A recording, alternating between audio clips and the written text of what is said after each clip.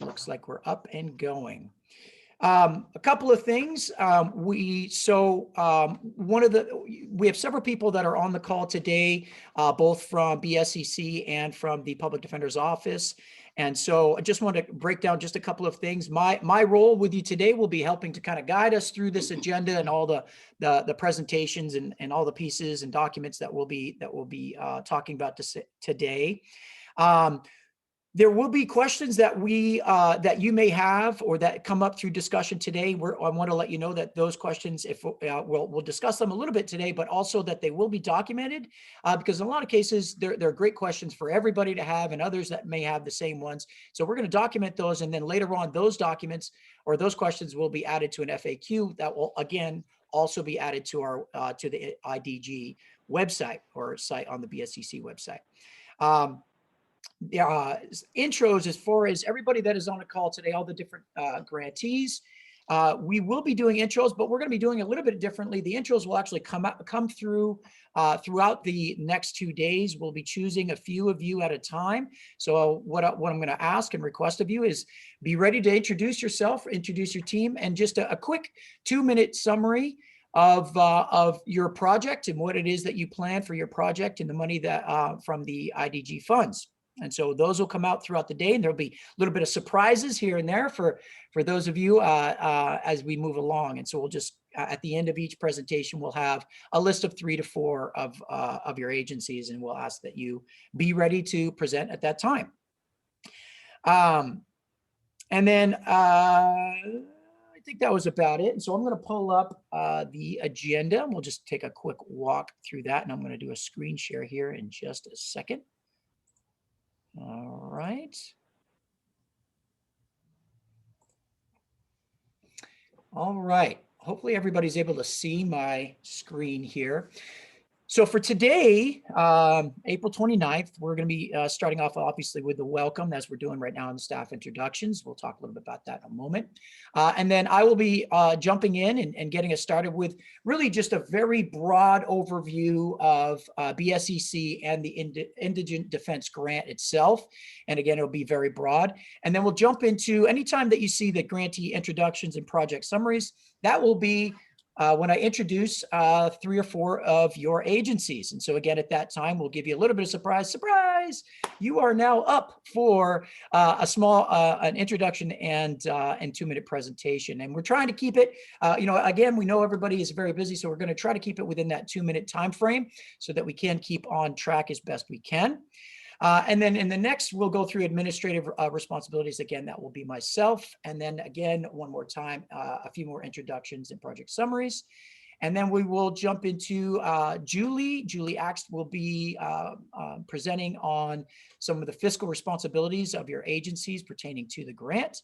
And then one more time for the end of the day here, we're going to introduce a few more of your agencies. And then finally, just kind of cap it all off with any sort of recaps, questions and answers, and any of the discussions where we'll be hanging out on the call here.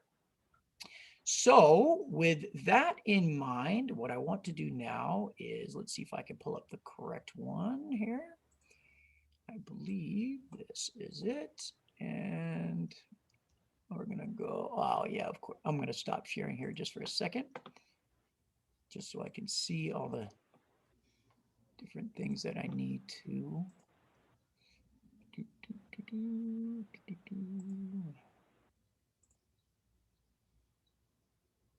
Okay. Oh, it's not being really nice to me right now. I do apologize here. Zooming around. I like the term "excuse the zoom." I guess that's a new one. But let's see. Again, not being nice. Oh wait, here we go. Let's see if I can do it this way. And then. Yeah, I got my Zoom bar up on the top there, so I'm going to just start with as we're seeing it right now. Is everybody seeing my screen right now? Yes. All right, great. So normally what I would do here is up at the top of this, right where my Zoom bar is hiding a bunch of controls, I'd be able to switch this over to a full screen for you, but it's not allowing me to do that right now. So I'm going to just go ahead and jump in right here where we're at. And so, Damien, if you right click, you might be able to do the same thing. let's see. I present, oh, maybe that's it. Oh, there it. I wanted to for a second. Wonderful technology here. Come on. Well, if anyone is seeing what I'm seeing here and has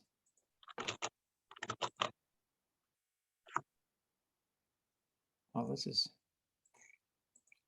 what do you think, Elise? What am I breaking here?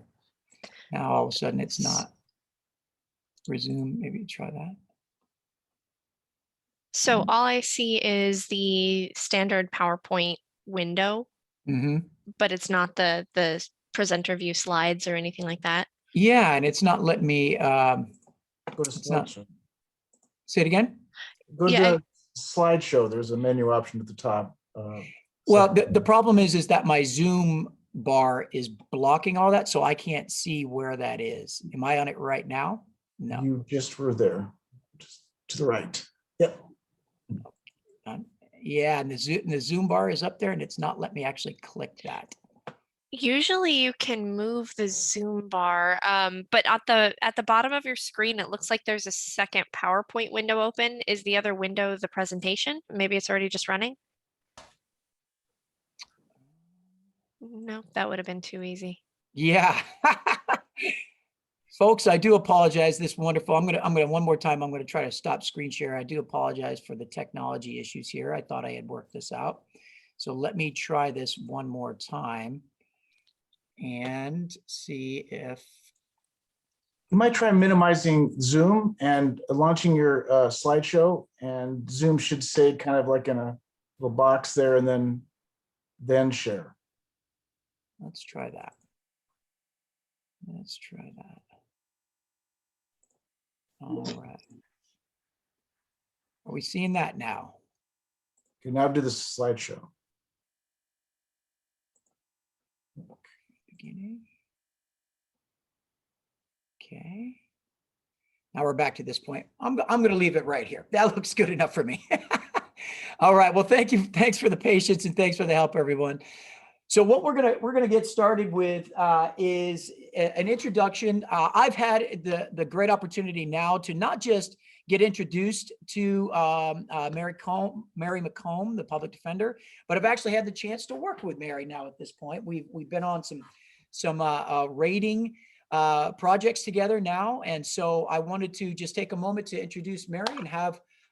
Mary, I'm sure, I hope all of you are aware. I don't know if everyone on the call is familiar with Mary or has had an opportunity to talk with or work with Mary. But Mary, if you want to jump in and do an introduction, that would be great.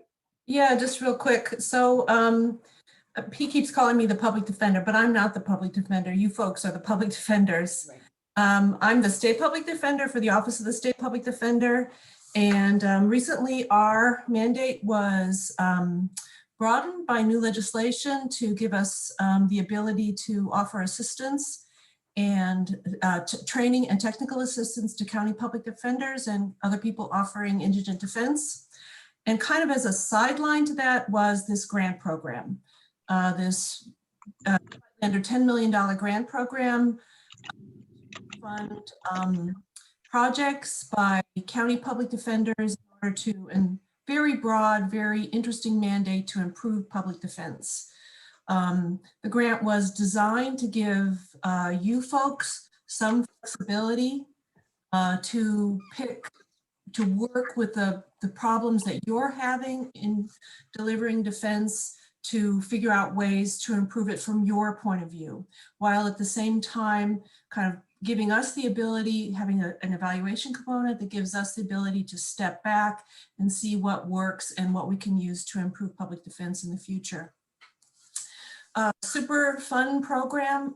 We designed it to kind of hopefully make a real difference to y'all's budgets. We picked programs from medium-sized to small counties, real difference to your budget. So I hope that you are really able to use this money to help the people that you defend. We are the subject matter experts for this grant. Hats off to BSCC for bringing us through all of this, the technical parts and all the kind of state requirements in order to get this grant through. But we are available to answer questions, to help you.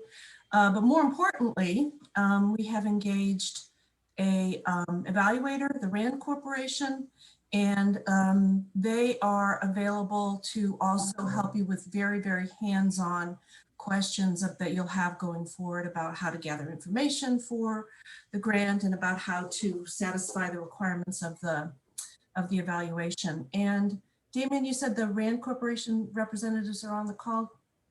I do know that they were sent out the invite, and I believe we have some. Hello. Yeah. Yeah. Could you, is it Stephanie? You want to go ahead and introduce yourself, Stephanie? Thanks. Sure. I'm Stephanie Holliday. I'm a clinical psychologist by training and researcher at RAND. I'm also joined by my colleague, Nick Pache, who you saw there on the phone. We're really excited to be a part of the evaluation team for this grant program. As this orientation unfolds, that you'll be learning more about the role that we'll play, and you'll be hearing much more from us over the course of the next several months and next couple of years. But just wanted to say a quick hello. Thanks for letting us join today and tomorrow. Thank you. Yeah, and I'll just conclude real quickly. I'm super excited about this grant. It's a real possibility for making significant improvements in the way California delivers effective defense. And I hope that we're really able to help the people in your community, and we're able to learn something so that we can help even more going forward. So thanks everybody for attending. I know it's a big commitment, but I think it's worth it. Take care.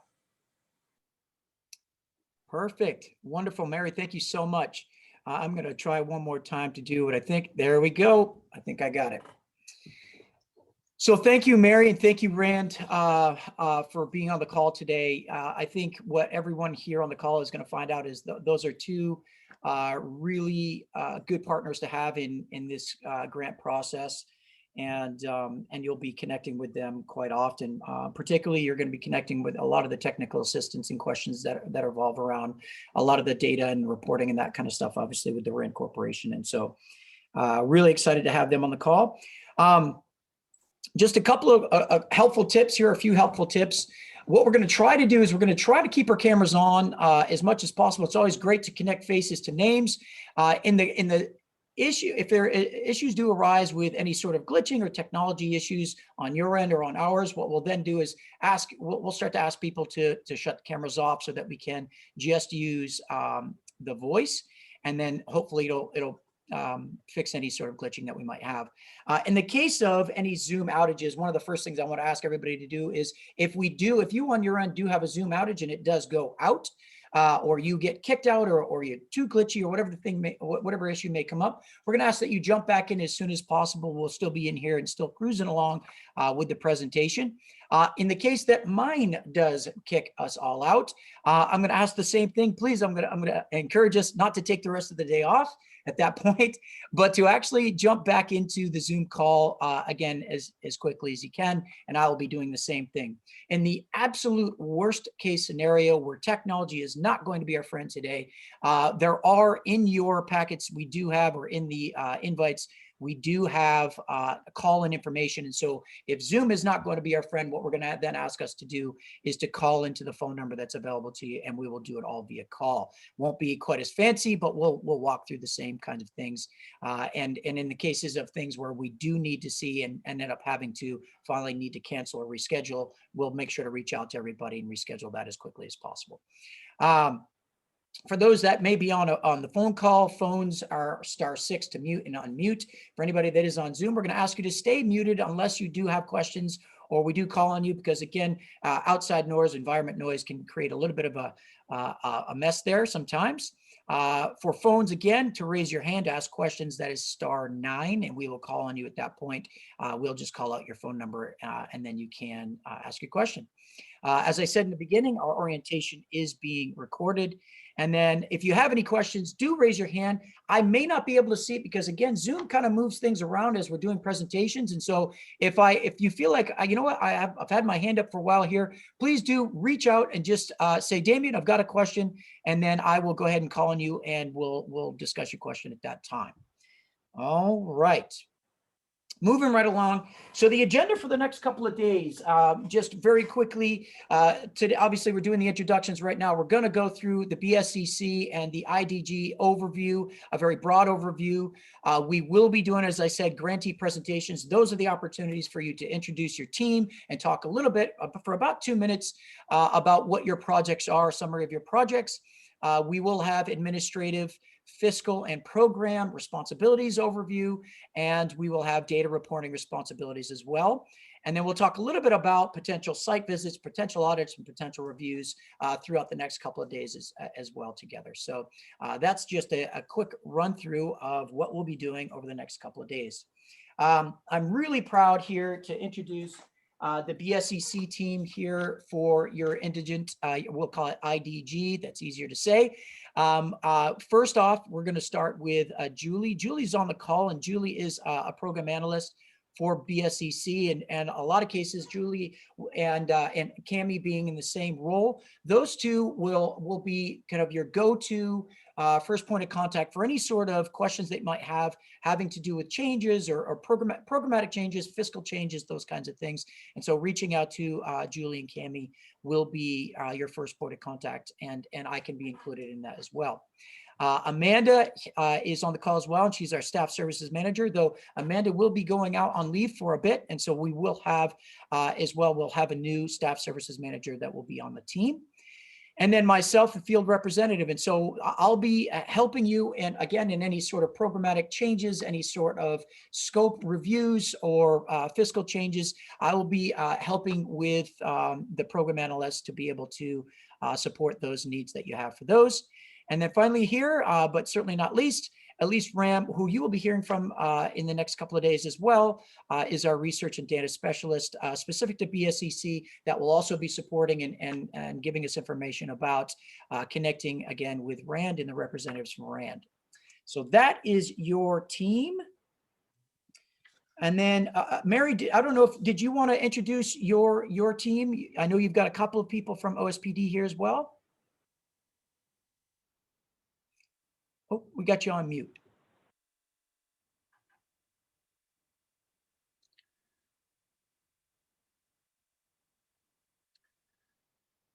There we go. Is Phil Good from my business services in my office. The head of business services, who is helping out with some of the technical aspects of this. Randy Pataguan, also from business services in my office, is on the call to learn what we need to know in order to help folks. And last but by no means least is Galit Lipa.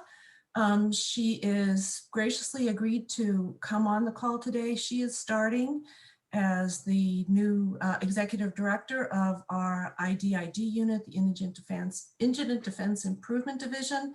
She starts in mid-May, but she has graciously agreed to stay on today in order to learn what she needs to know about the grants. Thanks so very much. Wonderful, wonderful. Thank you.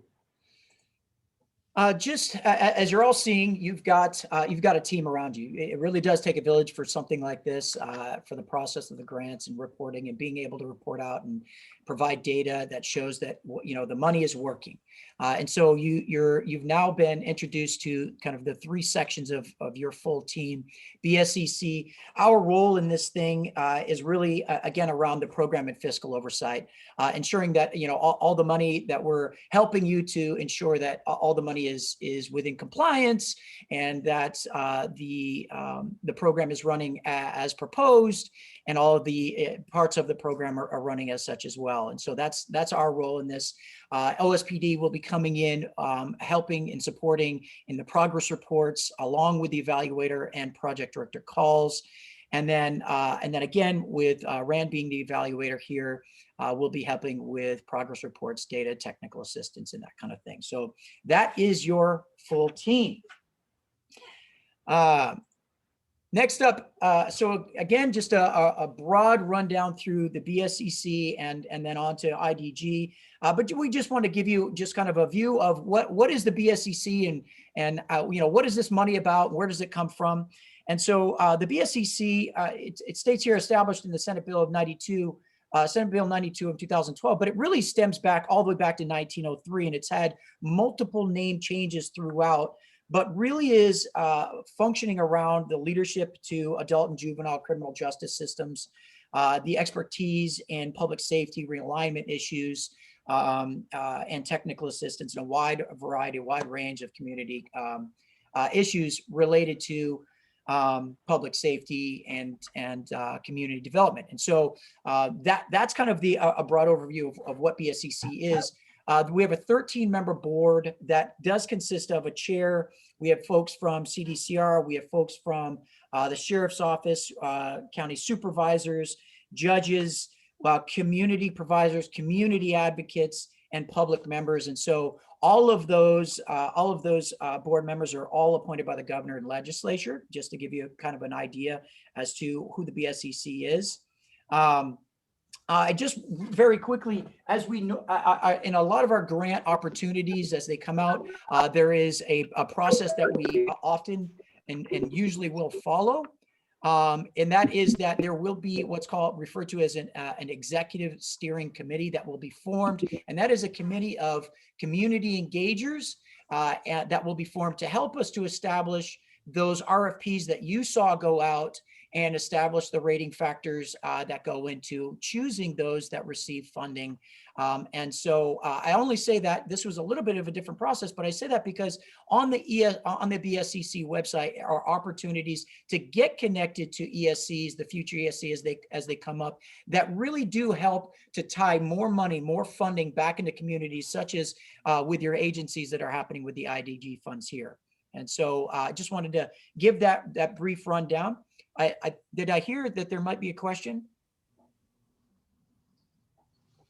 Thought I heard somebody speak up. All right, if you did, please do again. There was just a phone on mute and they muted. Oh, perfect, wonderful. Thank you, Cami. So again, with BSCC, we are broken down into the divisions that you're looking at there. And each division has very specific roles in getting out into the community and helping to build around that community engagement and that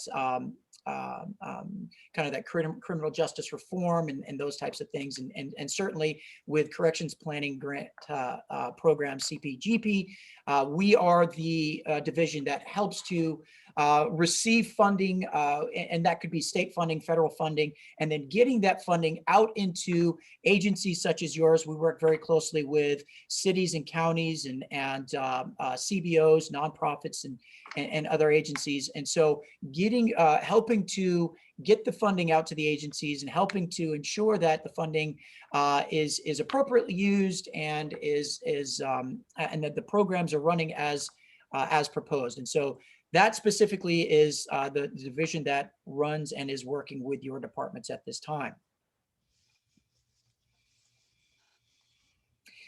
So real quick, just I'm hoping that this would be somewhat interactive here. I just gave a little bit of information, and so about different roles and your team in this thing. And so I wanted to ask this question here, and just I'll put it out to anybody that can answer or who would like to answer. And that is, who does your office reach out to for technical assistance questions related to reporting data? So that is out to anyone, and anyone can raise your hand or go ahead and jump in.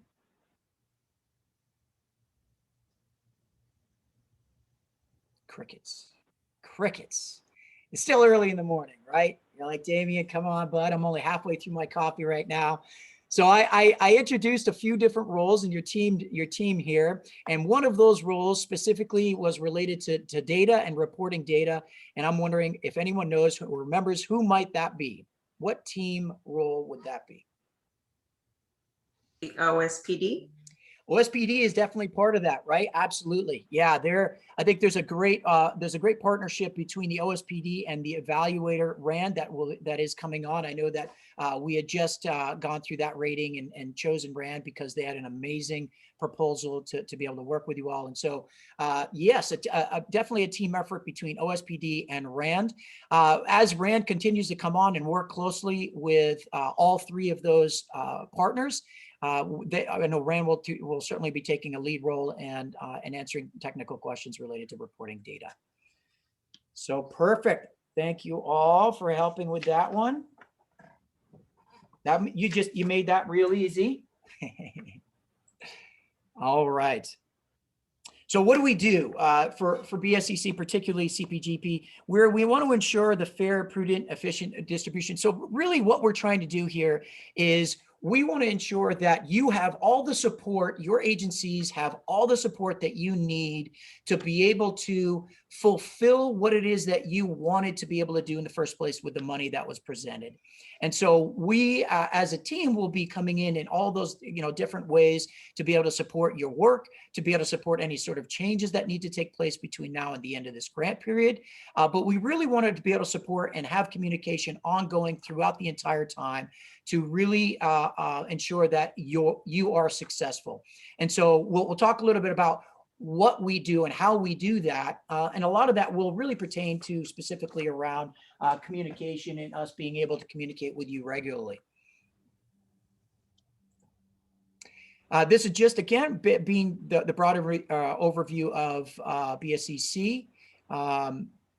So this is just a few, these are the grants that BSCC right now, excuse me, is helping to manage and helping to oversee. And so as you can see right there in the middle, Indigent Defense Grant is one of those.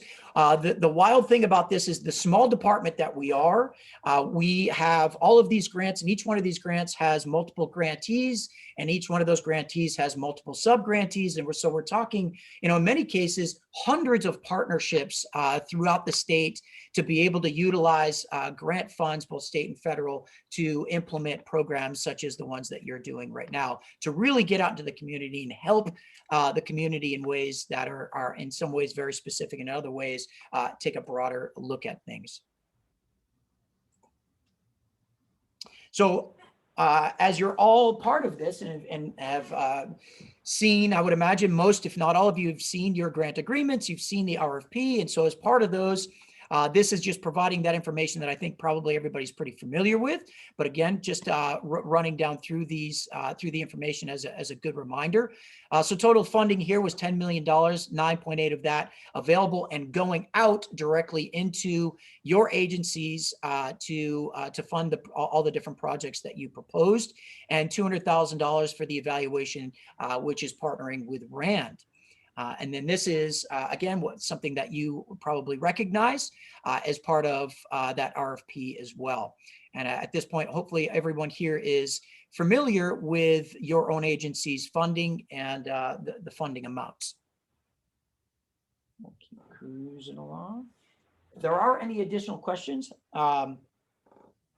please by all means stop me, and we can hop into those. I think one of the things that we definitely addressed with most, if not all of you, even through either email or phone calls, is what is the funding available for? What is it? What are the eligible activities? And this outlines what was really a fairly broad eligibility list as it pertained to the RFP and those activities that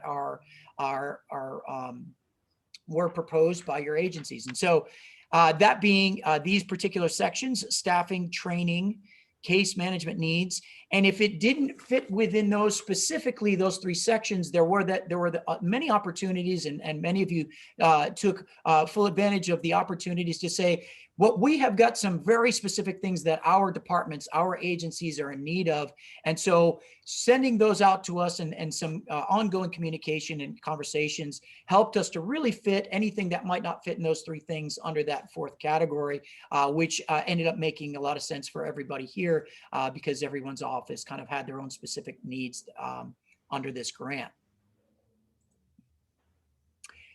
And then finally, as part of the last part of my piece of this presentation is what we want to do now is introduce a few of your agencies. And so as you can see here, we've got Tulare, Tuolumne County, Yolo, and Solano, both ADO and PDO. And so what we want to do at this time is allow you to introduce yourselves, introduce your team, and then just within a couple of minutes, provide us with just a quick summary of what your projects, your proposed projects are. So we'll go ahead and get started right at the top with Tulare County. So my name is Sylvia Hanna, and it's a pleasure to represent Tulare County. I am the Chief Deputy Public Defender, and I work directly under Aaron Brooks, who's the Public Defender, and Tim Rote, who is the Assistant Public Defender. Also part of the team and on the call is Chua Yang. She's essentially our fiscal manager for the purpose of this project.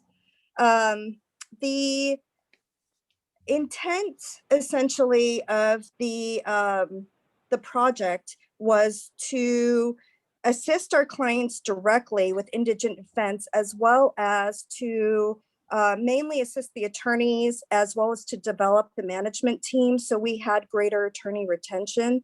That is something that in Tulare County has been very difficult for us because we are a smaller, more rural, and unfortunately well underpaid county, particularly as it depends with a number of other public defender offices.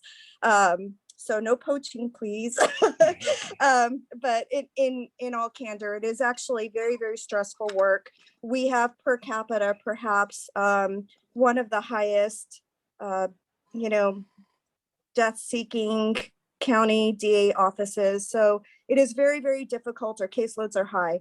So essentially what the idea was to directly assist our clients by increasing their ability to access information and internet options within our offices, which we don't have quite yet.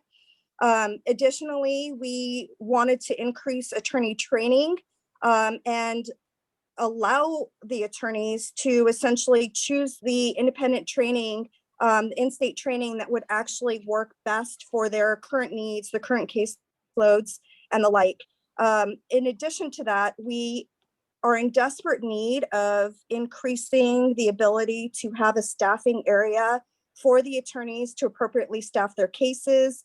So a good number of funding dollars are really dedicated towards attorney support, increasing immigration options and aid with the ILRC. And in addition to that, and then finally, because we are a fairly younger management team and the goal is for attorney retention, we would like to best support our attorneys. So we would like as well, and we've requested funding for increased management training. So in effect, that's what Tulare County's project intent and target is. Perfect. Perfect. Thank you so much, Sylvia. Appreciate that. Tuolumne County, you're up. Thank you. I'm Scott Gross. I'm the public defender here in Tuolumne County. Part of my team is our office manager, April Sindelar, and my administrative assistant, Jessica Alley. Without those two, this would not have been possible. We've already taken action. We have hired an attorney and we have hired a legal assistant. What this is going to do for us is going to relieve our overburdened attorneys and staff. We're going to improve our case management. We're going to resolve our office production backlogs. Also, with this new funding, we are replacing outdated computer equipment. We're going to send staff and attorneys to continuing education. We set some of the funding aside for consultations with expert witnesses. I did want to personally thank my counterpart in Yolo County, Tracy Olson.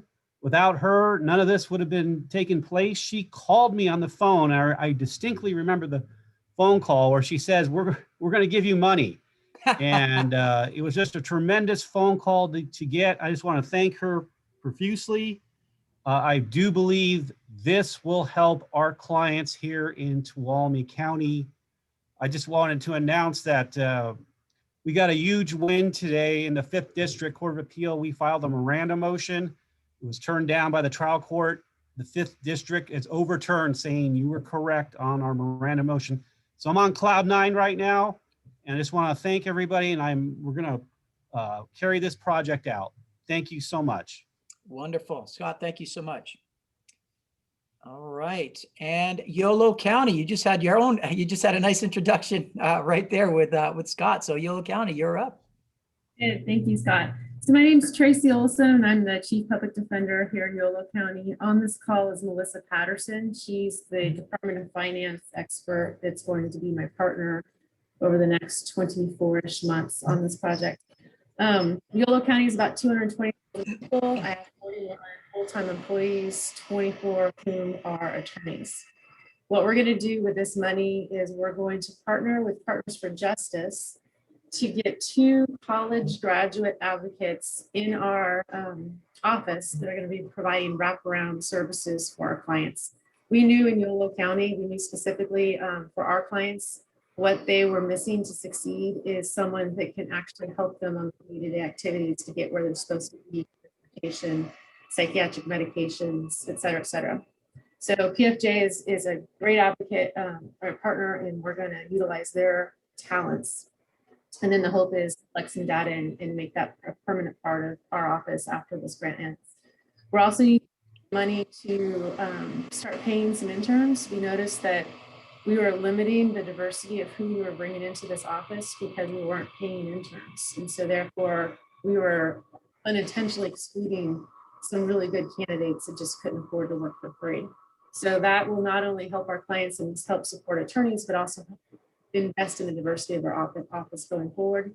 And then lastly, we're also going to put money towards some training. We don't have a lot of turnover usually in this office, but we are reaching a point where we're going to be seeing some retirements. Already this year, we're seeing 3, which is huge for our office. And then investing in training to making sure that all of our attorneys are up to speed with the most complex cases when we need them. And thank you. Perfect. Wonderful. Thank you, Tracy. Solano County, and Solano, I don't know if you want to do ADO and PDO at the same time, or if you'd like to do those separately. That's up to you, but you are up. All right, I can do both of them. I'm Elena D'Agostino. I'm the Public Defender of Solano County. Also on the team is Tommy Barrett. He is the Chief Deputy in charge of the Alternate Defender Office, and Shari King, who is our fiscal point person for both projects. So what we decided to do with our grant money was to increase access to post-conviction relief and help support racial justice litigation in our county. We have not really been able to help all the people who have asked for our help on, resentencings that have come either from CDCR or from changes in the law, like Franklin Miller, or some of the other ones that have been coming over the years. And we also wanted to have a centralized person to focus on the implementation of the Racial Justice Act in Solano County. So we applied for the grants to support 1 attorney in the main public defender and a paralegal in the main public defender, and then also a paralegal in the alternate public defender.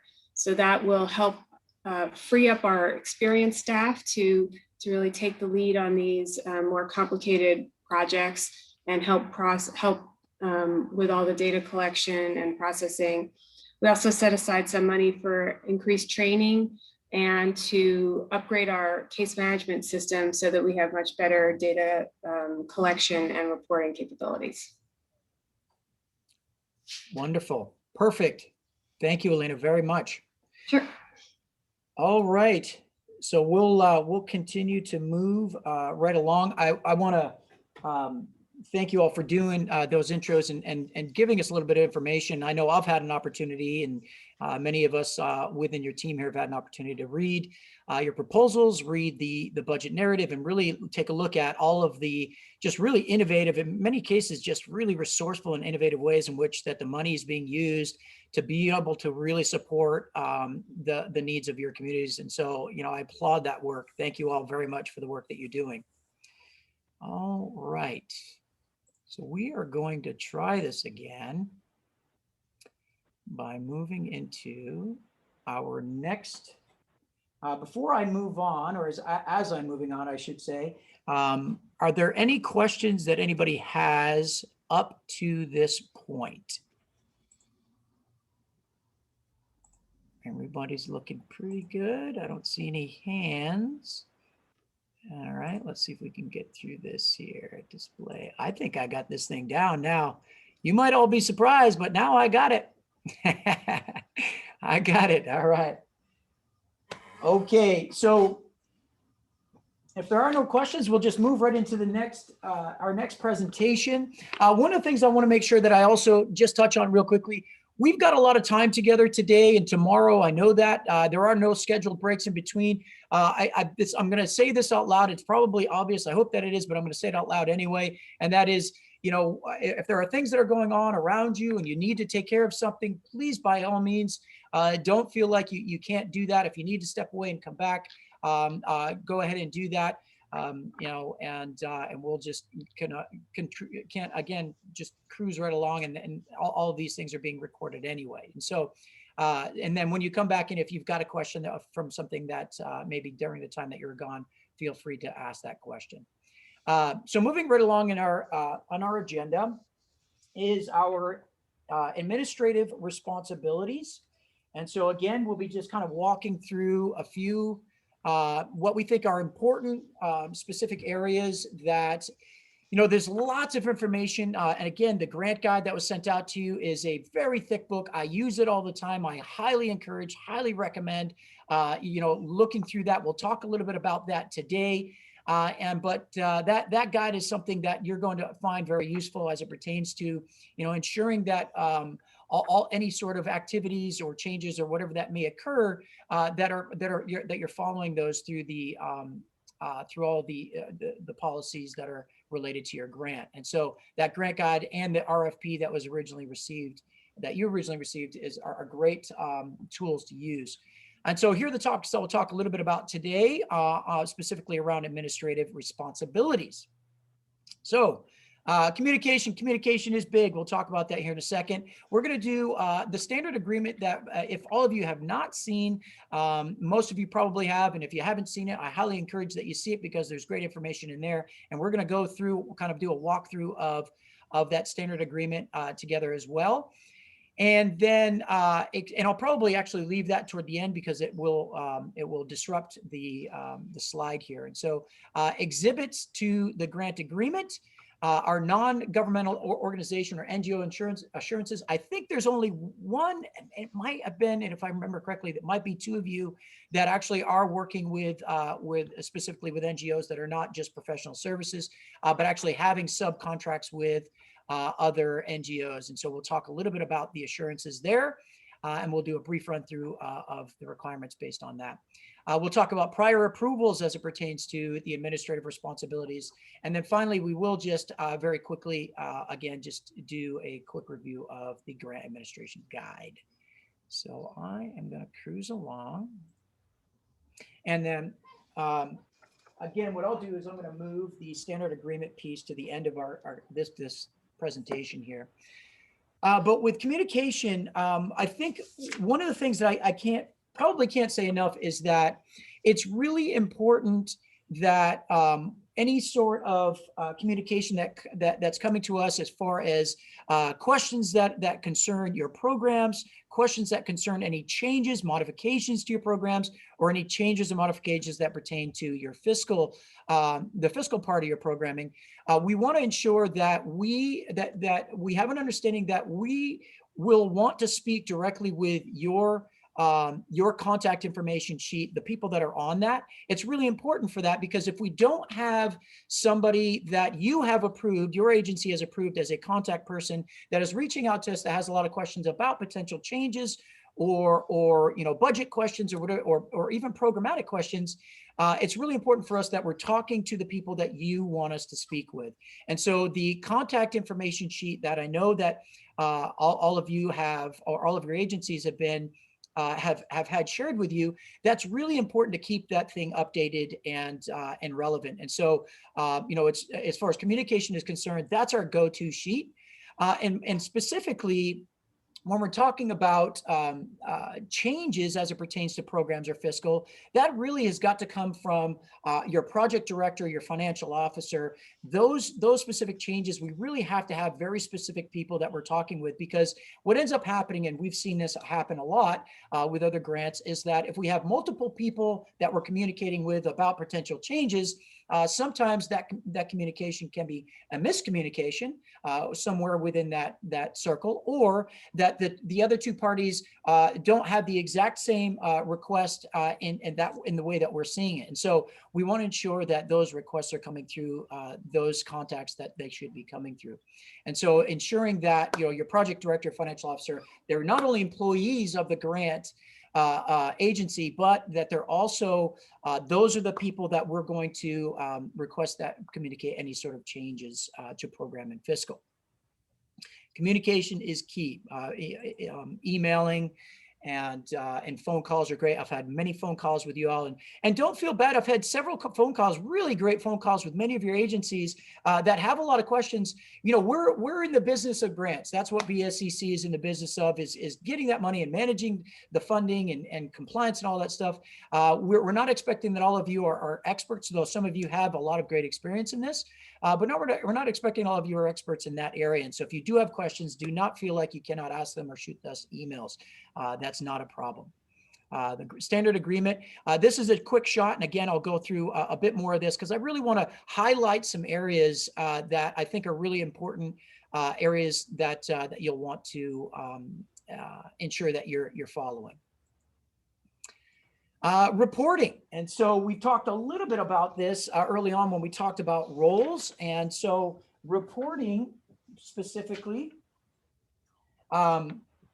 you're required to do, and this was again part of the RFP requirements, you're required to do a semi-annual progress report. And that's something that your agencies, and I know will be working much more closely with RAND and their representatives as well on the progress reports, and what does that look like, and what kind of data, and how do we collect the data, and how do we report it out. All of that information will be forthcoming with your continued partnership with OSPD and RAND. And so just know that is a continuous process, and you're going to hear more about reporting later on as well, or actually tomorrow. You'll hear a lot more about reporting and data. And one of the biggest things is there were reporting, and we'll talk about dates here. And again, you'll hear the dates again, but the reporting requirements are that we really want to have that reporting back to OSPD and the evaluator in a timely and complete fashion. And so that it's not a matter of having to chase down multiple agencies to get information. Though these are the reporting due dates, you'll hear from Elise from our office, Elise Ram, who will be going into much deeper discussion around reporting and due dates. And again, tying that back to RAND, the evaluator as well, the contracted evaluator. As far as administrative responsibilities, again, so you're going to be hearing today as well from Julie.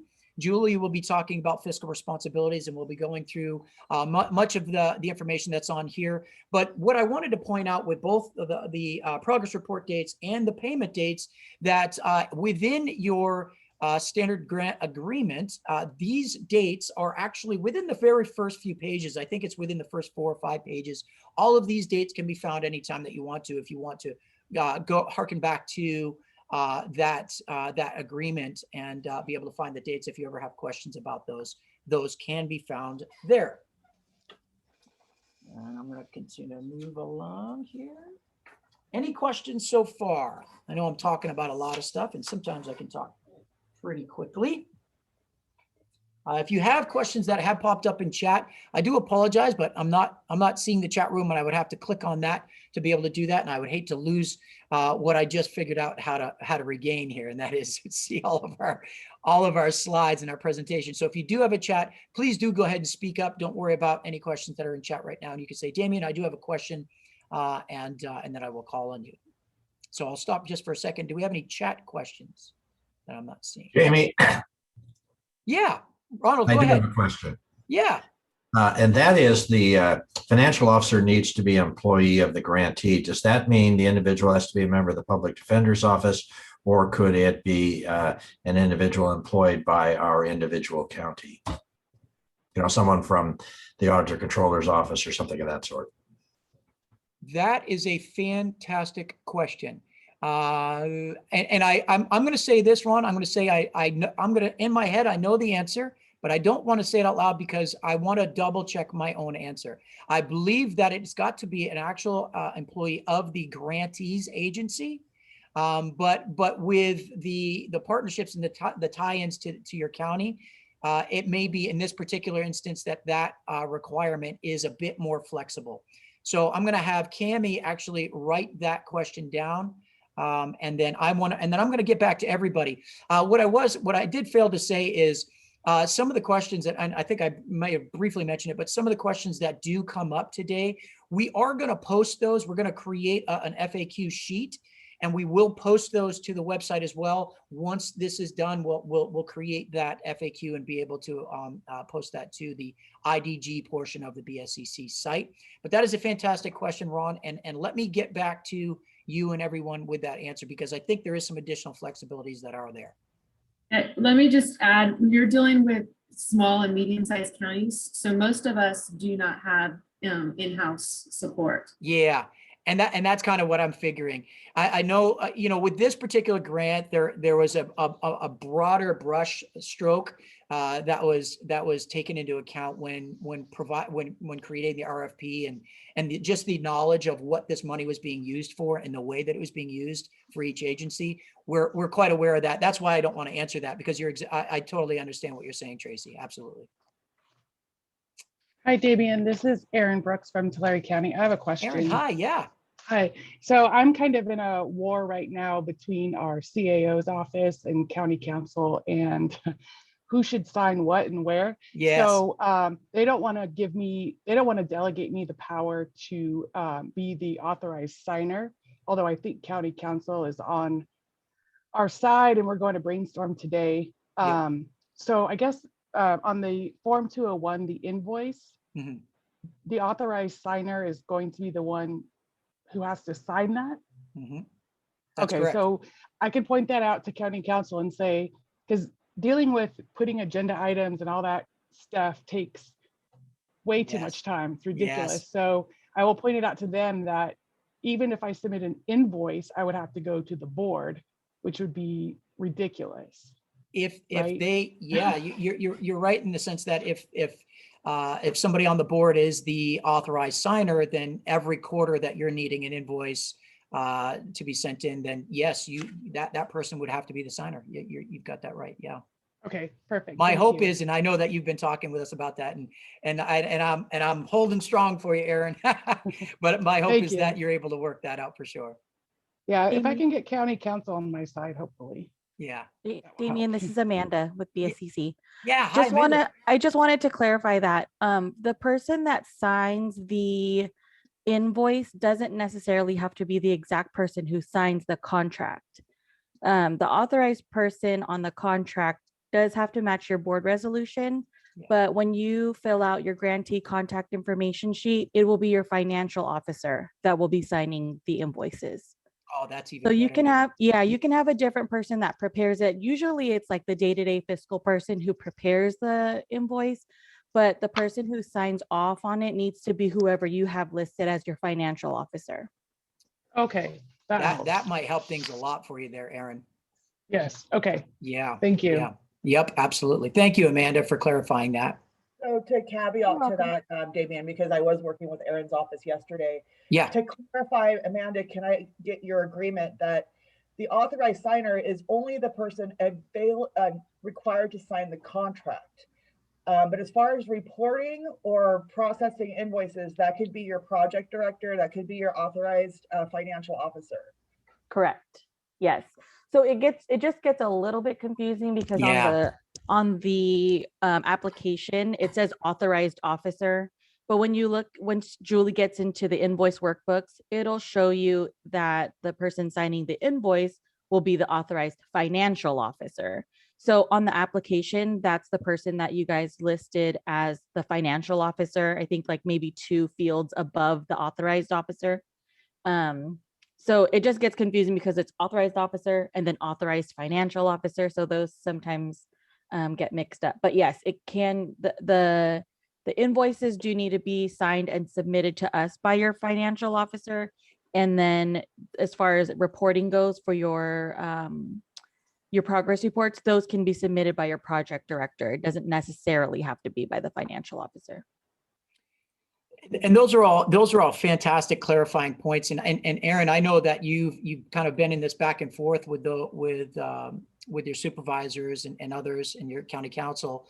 And I don't, maybe if there is some sort of clarifying point, and I don't know exactly, at what point they want to be the person signing. I don't know if they want to be that person signing throughout for every change that happens, not just the contract, but the invoices or whatever the case may be. But that might be a great kind of dividing point right there to say, okay, let's have you sign the contract, but our financial officer is so-and-so, and they'll be the one signing these, the quarterly invoices.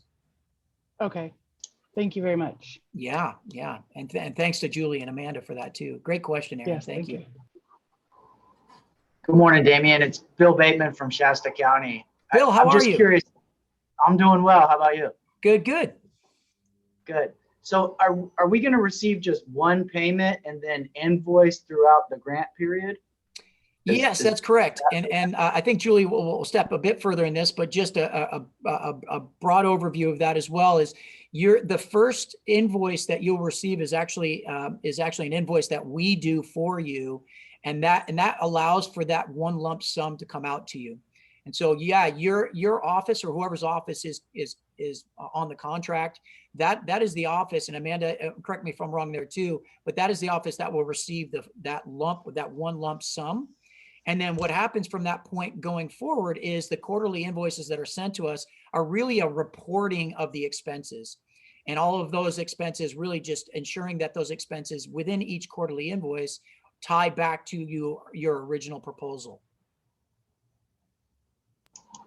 Thank you, Damien. That was helpful. Absolutely, Bill. No problem. All right. Great questions. Thank you, everyone. And I apologize that I'm not jumping back and forth with the chat. If you do have a question, I'm just going to say, just for the ease of it, you can stop me at any point and just say, Damien, I do have an additional question. We'll touch on it. All right. And Damien, I can monitor chat as well. Oh, I'll perfect. let you know if anything comes through. Elise, you are a rock star. She's doing so many different things for me right now. Thank you so much. Wonderful. Thank you.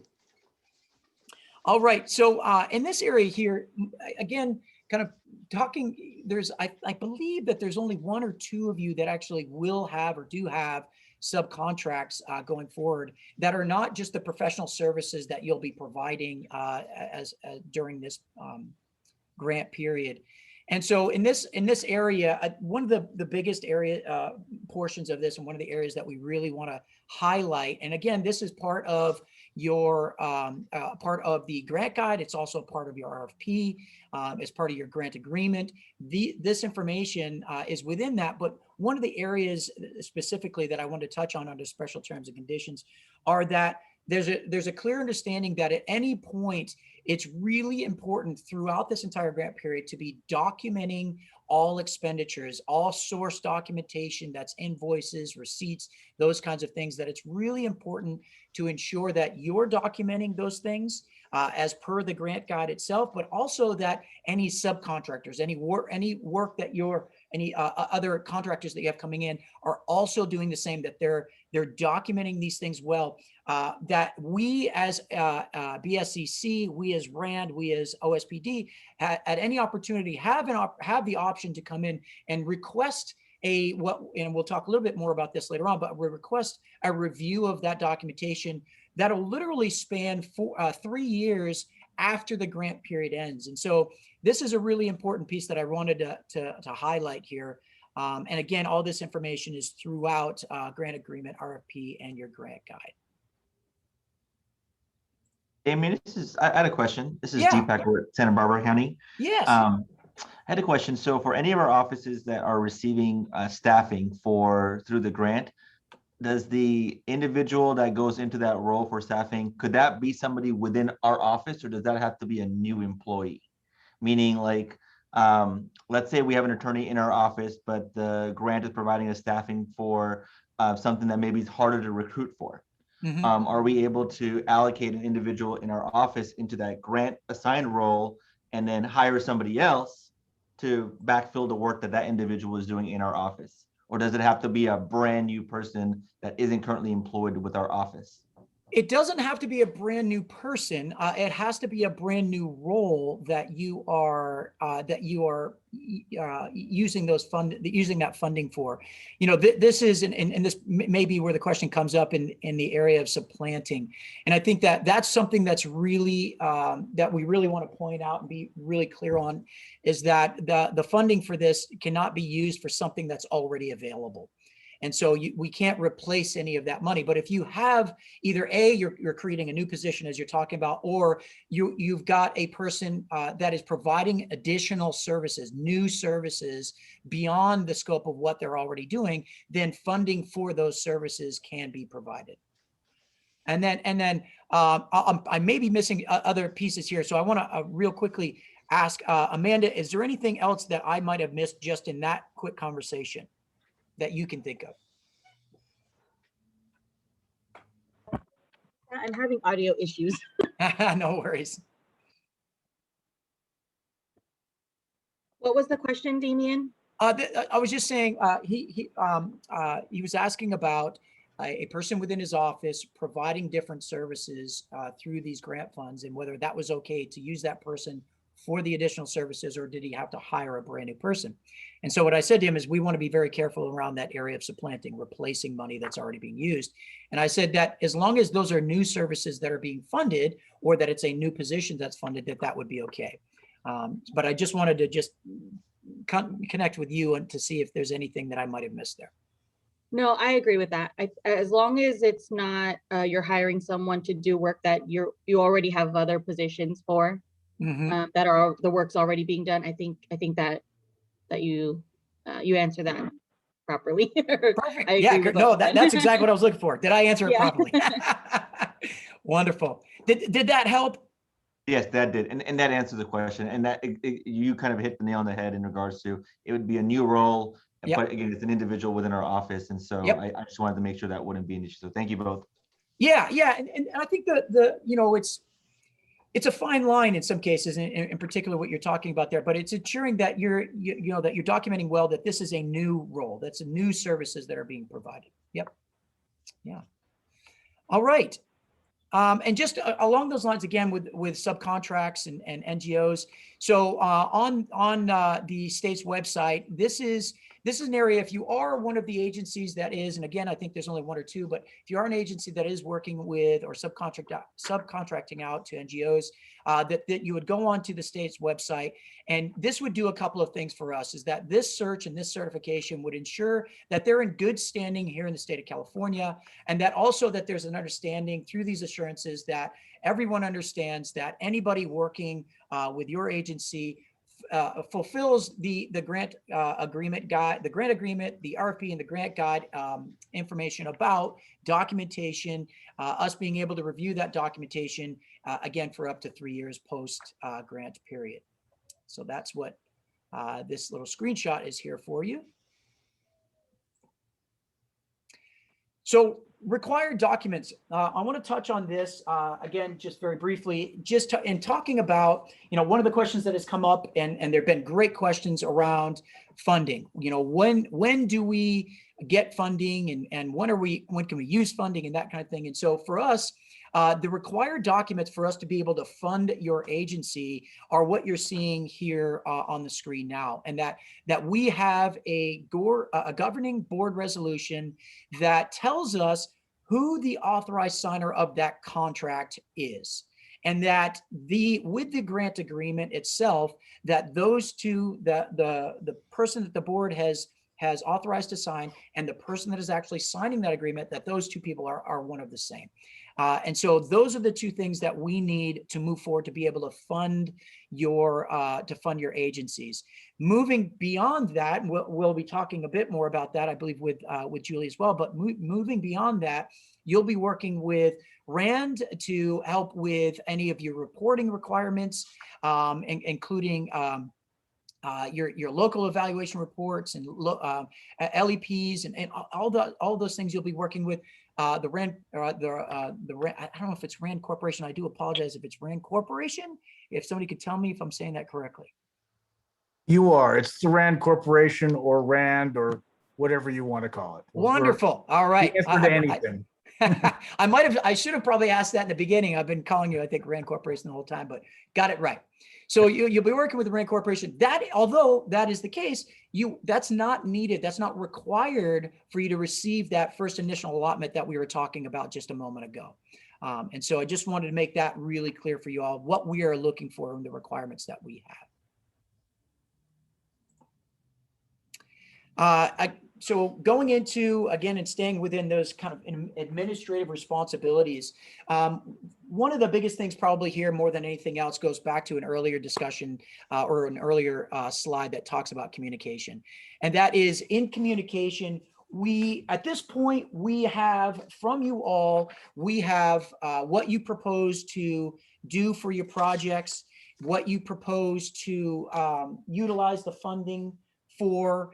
And so beyond that, beyond what is already approved, what is already proposed for you all to do, what we want you to just recognize and communicate with us is any sort of changes that may occur, and specifically around changes or expenses that occur as it pertains to whether that be food and beverages, equipment, gift cards and incentives, and food and beverages oftentimes actually kind of encapsulate the same sort of category. And we've got, if you don't already, and if these types of things, these types of expenses are within your agency's kind of thought process for these grants, I think there were a few of you that did have some of these in, and we had some initial discussions about this, but that any one of those things, the food, the incentives, the gift cards, those kinds of things, that prior to you utilizing those expenses, that you would communicate with us to say, here's what we're thinking. Here's a program that we would like to build around this food and beverages, around these incentives, these gift cards, and here's what we're thinking of, how we're thinking of utilizing those funds. In which case, we would then communicate with you one of a couple of things. One is, if you've already got a process that you can easily and clearly track those expenses, be able to utilize some sort of system that we can clearly see who's receiving those incentives, who's receiving those monies, those foods, that beverages, and then and be able to communicate back to you that looks like the expenses are all within the grant agreement and within the grant approved expenses. But that one way, either you have that system either already in place, or we actually have, when we've created on our end, some documents and some forms that can help that process to go along clearly and easily as well. So we could share those with you as well. So what we're saying here is, if that's something that's within your purview, within your thought process of your grant period or in your grant, please do reach out, communicate with us prior to simply purchasing gift cards and handing those things out, or any sort of incentives. Same thing goes for equipment. Any equipment that is, and again, I know I've had this discussion with several of you, but any equipment that is $3,500 or more, we would want to have a discussion and some sort of communication around that as well. And so you just reach out and say, here's what we're thinking, and then we would talk about if that is an approved expense. And just keeping in mind, it's $3,500 per item. So for instance, if you've got a $3,600 computer, we want to talk about it. But if you've got multiple computers that are $900 a piece, then at that point, that's not an item that's $3,500 or more. And if it's already within your proposed budget, if it's outside of your proposed budget, we want to have that discussion as well. But if it's already there and it's less than $3,500 per item, then you're able to move ahead. Similarly, the star next to the vehicles is an interesting one, but it's there for a reason, because we have run into this. In fact, I think our Deputy Director, Ricardo, is now on the call with us, and him and I have had an interesting discussion about vehicles being bought for people. And so There is a star next to that, and that is because that is something that we certainly want to have a discussion about before any vehicles are purchased or leased. And in some cases, we would look for that kind of analysis between cost analysis between buying or leasing a vehicle. And then finally, for a prior approval required, any sort of out-of-state travel. In many cases, out-of-state travel, particularly right now, is not prohibited, and under potentially some very specific scenarios, that may be something that a conversation with us can relook at that as an option, but we certainly want to have any sort of out-of-state travel looked at as well. Any questions about that? Damien, I have a direct message from Brian Morris from Marin. He wants to know if he's scheduled to present during the training, because he's hoping to present today because his internet situation is not as strong tomorrow as it is today. Present during this training here? Yes. Not scheduled that I'm aware of. I believe it's his programmatic summary. Oh, I see. Oh, I see what you're saying. Oh, and he's having trouble with. Thank you, Julie, and Cami for bringing that up. Cami, are you saying that he's having audio troubles? Is that what it is? That his internet is stronger today than it will be tomorrow. Okay. And what agency is he with? I cannot remember. If you could ask him that, well, that'd be great. And then he's from Marin County. I believe you were going to have Marin present after mine tomorrow, Damien. Okay. But we can. We'll do the best that we can to try to fit him in toward the end of today. I believe at the end of Julie's, we'll try to fit Marin in there as well. Sorry, I didn't mean to take up any bandwidth here. I thought that would be an offline discussion. That's all right, Brian. We're gonna, if we can fit you in at the back of this thing, we're gonna definitely try to get you in there for that. How's that sound? Awesome, perfect. All right, and then I wanted to provide this link, and I say that I sent out. I just kind of reminded everybody, and hopefully everybody received the email that included the grant administration guide.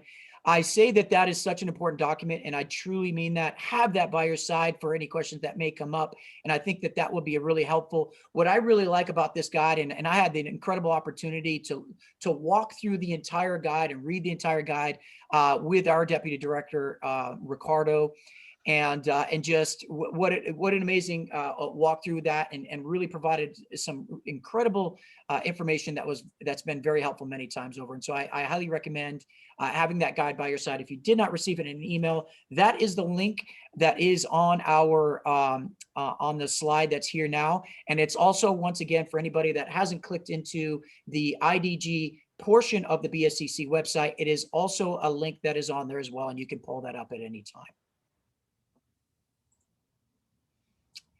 So takeaways for this particular area, and I think that the administration review part of this is really important because there are several requirements and things that do come up throughout this presentation. Ensure, if you don't have a copy of a few things, ensure that you've got your grant agreement, a copy of that available to you and readily available, and that you have your grant guide available for sure as well. Adhere to that grant agreement, and everything I think will be fantastic. Make sure you're reporting your due dates. Include BSCC, communicate. That's one of the biggest things I can say. Make sure that any NGO assurances are up to date. Seek prior approval. If you think that there's a question about some of the expenses, please reach out to me and we can have that discussion. That is not a problem. And in all cases, refer to your grant administration guide. Do we have any questions up to this point? All right, I'm going to move right along if we don't have any questions. Okay, so here we are again, welcoming several new partners, and I'm really excited to welcome these partners in as well. And so as you can see them, that they're here. If you're not able to view our screen, it is Sonoma, Stanislaus, Siskiyou, Shasta, and Nevada. So all of you will be up for your next presentations, and we're going to go ahead once again and start right at the top and introduce Sonoma into the group. Thank you. My name is Kathleen Posey. I'm the public defender for Sonoma County, and I cannot even tell you how excited we are about this grant. We haven't had grants, and we've had 52 FTEs in my office for the last 20 years. So having extra resources is really quite something. Our county was 505,000. However, we have been the victim of 3 major fires, and we've had approximately 25,000 people move out of our county. So our population has decreased. However, they are not clients that have moved out, because our caseload has increased despite our decrease. Again, because of floods, earthquakes, fires, pandemic, beautiful wine country Sonoma County has unbelievable expensive housing. We intend to hire a social worker. We do not have a social worker at this time. I've requested it for the last 9 years. It's been denied budgetary wise with our board of supervisors. And I'm going to hire an attorney that will do post-conviction relief. And that's Franklin Perez Miller hearings, research data as to any leftover Prop 47 matters that didn't go by way of petition, or 1437 petitions, and other legislation that has passed that is related to post-conviction relief, as well as doing a mass number of expungements that we have fallen behind on all of these things for lack of resources. Right now, I do not have a team. I wrote the grant, I did my own board agenda item, and I've been the fiscal officer. So I don't have an administrative assistant or an ASO or any fiscal person within the office for the last 2 months. It's been really quite hectic. I will get one, and I'll certainly let the grant team know when we do get someone that's going to help me. But right now it's me, and me. And I'm happy to wear quadruple hats. So that's kind of where we are right now. Again, we're very, very excited about getting a post-conviction relief attorney and a social worker to take over the responsibilities that I've had in our holistic representation person-centric model office for the last few years, and take over my 8 cohorts that I belong to regarding mental health, homelessness, immigration, and substance abuse issues. Well, thank you for the many hats that you're wearing and the work that you're putting in. We appreciate you. Well, I kind of live by the motto: if you want something done right, you do it yourself. And so I'm very type A personality. So I'm not really a great delegator, despite the fact that I've been in management for 25 years. I've been in the office for 35. I like doing things on my own. Wonderful. Wonderful. Thank you. You're welcome. Stanislaus, you are up. Hi, so my name is Laura Arnold. I'm the public defender for Stanislaus County, and I am here with 2 amazing members of my team, which makes me so happy to have a team. One is Clifford Tong, my most recently appointed chief deputy, and the other is Karen Service, who is going to be assisting us with the LEP. As reflected by the sum of money being awarded to Stanislaus County, we have kind of lost a little bit of our way in terms of the promise of Gideon versus Wainwright. And so our theme for our project is restoring Gideon's promise. We are a county of about 500,000 people. We have an incredibly high crime rate, particularly homicides and violent crimes. And unfortunately, those cases don't get to trial very quickly, particularly during global pandemics. So currently, any attorney in my office who has been a public defender for 3 to 4 years has at least 1, if not 3 homicides assigned to them. And that includes all of my managers. And we have only 30 attorneys, but we have something like 65 active homicides. So for our project, we have gotten security commitment from our Board of Supervisors that if we use this seed money to increase our staffing and reduce our workloads so that we can deal with the backlog of life cases in our office, that the board will commit to continuing that funding from general fund when this grant period is over. Wow. So, never use one-time money for long-term needs, as a wise friend of mine in Napa once said, but the long-term needs really are, the short-term needs are the long-term needs. We need staff. So we are adding 2 attorneys and 1.5 investigators to our roster to help us deal with the caseload workload challenges that we face. And we are incredibly excited. We are already in recruitment for both of those positions. And we have an amazing assistant with Karen to help us make sure that we track all the data and fulfill all of our reporting requirements. So huge learning project, very exciting for us. Wonderful, wonderful. Welcome, welcome. Siskiyou, you are up. Hi, I'm Lael Kafitz, and I am here with Leah Scott, our legal office coordinator and financial officer, and then Rachel Rosemeyer, our assistant public defender. We privately call this widening the window of opportunity in our office, in that we received CARES Act funding to have new case management programming available starting this summer, which will allow us to go paperless. So we are using this money for 2 positions, for limited term positions. One is an assistant, administrative assistant, who will be scanning our file morgue to allow our paperless program to be fully functional.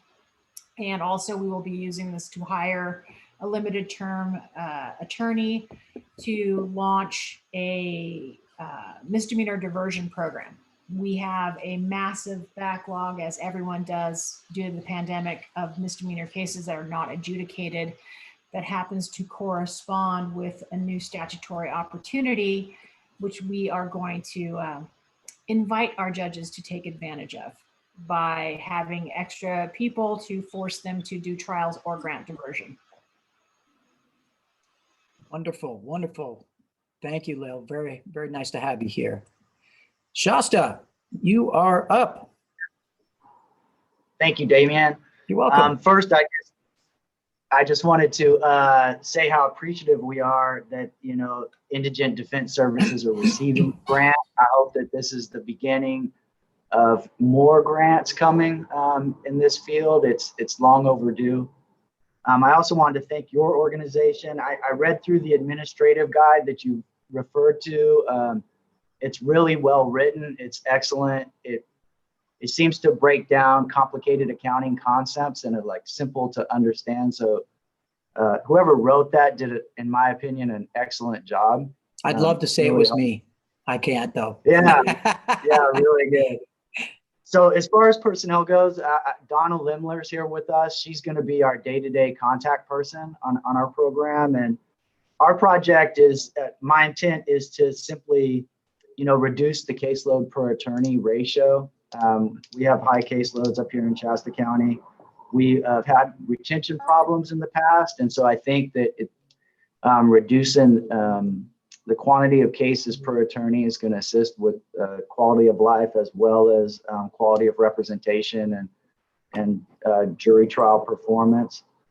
Also, like everyone else, we have a COVID backlog, so I'm hopeful that this attorney will be able to help us get through that more efficiently. So those are my intentions and our goals for our program. Thank you. Wonderful. Thank you, Bill, very much. Nevada, it is your turn. Let me turn on here. So I'm Carrie Klein. I am the public defender And I have my team, Monica Von Rahl, who is my day-to-day fiscal person, and Erin Metler, who is our chief fiscal officer. And we developed a program that is going to help us start an early representation idea that we have. We're going to hire some paid law student clerks to help us with it. We don't get very many clerks up in the Sierra foothills. It is hard to get there. It is, we're not particularly close to any law schools, so we thought paying them might get them up to our office. We have done some training on client-centered cultural competency, and we're going to continue that and expand it to more people in the office. We also are going to use the grant to buy some technology tools, from doing interfaces with some of our justice partners, to doing some case management, additions. And last, we are going to provide some supportive services to our clients. We do have a personal services coordinator, but we find that we don't have the financial resources to enable her to do everything that she could do. So we're going to use some of this money for her also. And that's it. Wonderful, wonderful. Thank you, Carrie. Thank you very much. It was said just a bit ago, and I think it's probably an important part of all of this, and that is, this is our opportunity as a larger partnership to really show what can be done with this money for future opportunities, for sure. And so we're really looking forward to all the work that you're doing, all the work that's proposed, and being a really supportive partner in all that. So I thank you all for all of those, all the information about all the projects that are going on and all the work that you're doing in your communities. So moving right along, we are going to, and in fact, actually, I'm going to stop screen sharing because now you get to have me close my mouth up and you won't be hearing from me for a little bit.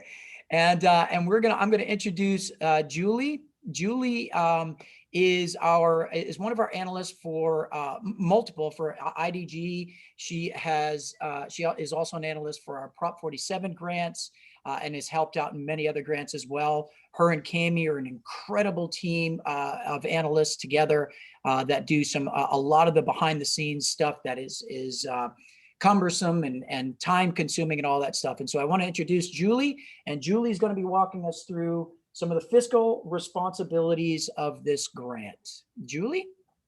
Thank you, Damien. I'm just going to share my screen here for one moment. Oh, I am not able to. Let's see, I thought I put you in. Let's see if I can find you. You did. Here. I got kicked out, so I don't know if it reset my... Well, let me see if I can find you. And Damien, whenever you have a moment, we do have a couple questions in chat. Oh, okay. Yeah, great. Well, let's see if I can get Julie back in and then we'll answer those questions.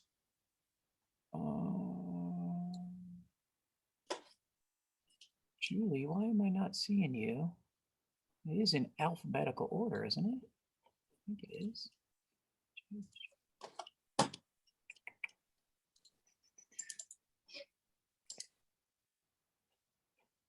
Once again, I do apologize for all the zooming here. I apologize for the technical. I am not seeing. She's probably up by the top since she's unmuted. Oh, she is at, thank you so much. Yeah. And once again, awesome. All right. Julie, you are now co-host. I did it. Look at that. Look at all the problems we're solving today. And then, so why don't we go ahead before you get started here, Julie? I do apologize. Let me just steal a couple minutes. And Elise, you said you had a couple of questions. Yes. So we had one person ask, what happens to equipment that was purchased after the grant period has ended? Mm-hmm. That is that's a great question. I'm gonna lean on a little bit more seasoned people here that are on the call. Amanda, is that something you can help us out with an explanation? I don't know 100%, but I don't think we've ever had to make anyone return anything or anything like that. But I don't have a lot of experience with like the capital assets portion of it. So I'm not 100% sure. Yeah, don't know I for- think I know some of it does have to, it depends on the cost of it. I can't remember if I saw Ricardo is still on the call or not. Ricardo, are you still on the call right now? Did. I Yes. am. Good morning. Is that something you might be able to help us out with a little bit? Absolutely. The abbreviated answer is, for the most part, the equipment is that of the grantees. But that's also why Damien made it a really good point of emphasis on kind of the pre-approval and some of the process items that we need should we approve such requests as well.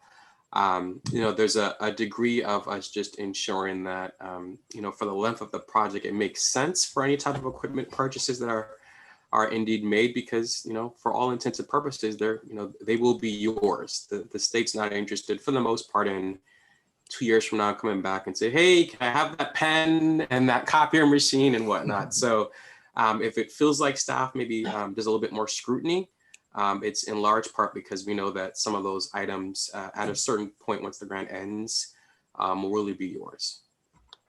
Thank you so much, Ricardo. I appreciate that. Then did you have one other one, Elise? The other questions were regarding Marin presenting us, I believe SB Santa Barbara, is if they offered that if they're presenting today, they could trade with Marin. Oh, well, that's very nice of you. Let me see if Santa Barbara is. Nope, Santa Barbara, I don't know on the end of Julie's, we may be. We'll Could once have we been get to San that. Bernardino. Hard to Say it again. It could have been San Bernardino. They just wrote SB. Okay. Santa Barbara, it did say Santa Barbara. I just saw Okay. that in the chat. Once we get to that point, we can definitely figure those pieces out. And if Santa Barbara is, thank you, Santa Barbara, for volunteering that. We'll go ahead and switch that out. Perfect. Santa Barbara is on the end of the fiscal responsibilities. So yeah, I will call out Marin. Awesome. Thank you. Thank you, Julie. And thank you, Santa Barbara. And Marin, looks like we got you in, Brian. All right. The floor is yours, Julie. Well, thank you, guys. First of all, I'm thankful to be on the call today and meet all of you. I've been working with some of you over the last couple weeks, and it's been just great to see some faces. Wanted to introduce both me and Cami, and since we do have two analysts working on the grant, we wanted to have you know who we're responsible for. So here is a list of which grantees each of us have. Please note which analyst you report to, and I'm sure you've already been working with us, so you're probably pretty familiar with both me and Cami. If you do not have it, this is our contact information as well. So what we're going to talk about today is we're going to show you how to locate and save the invoice workbook, instructions for submitting invoices, and provide instructions on budget modifications, as well as letting you know what some of the required supporting documentation is for invoices. And that's just going to be a highlighted level. I know one of the things most of you are really interested in talking about is the initial invoice and how that's processed, and I will answer those questions for you today as well. And then in the event that there is any auditing component to this grant, we will talk on a highline level about what to do for a desk review. At this point, this grant isn't required to have desk reviews, but in the interest of the state and being transparent, that there always can be a review done on an invoice. So is everyone aware of the BSCC website? I know right before this meeting today, Damien sent out a link showing where the grants are located and how to find the location for the Indigent Defense Grant. Here is the BSCC homepage, and you want to click on the grants icon. And right here, I have the actual CPGP page, is the department under the BSCC that we work for. When you get to the Corrections Planning and Grant Programs page, there will be icons to the right. One of the things is the administration guide that we've been talking about throughout this presentation today is also. Does everybody know the internet's down? What was that? I think that might have been an unintentional unmute. Yes. Okay, perfect. As well as other supporting documentation. And the one of interest today is the grantee invoicing area. So once you click onto that link, it will bring you to the Indigent Defense area. All of our grants will be listed under that link. You're going to look for this area right here in the defense grant program. And when you click on the bar, all of you will show up here, and that's where your invoice is housed. Once you get to your invoice, all your invoices are password protected.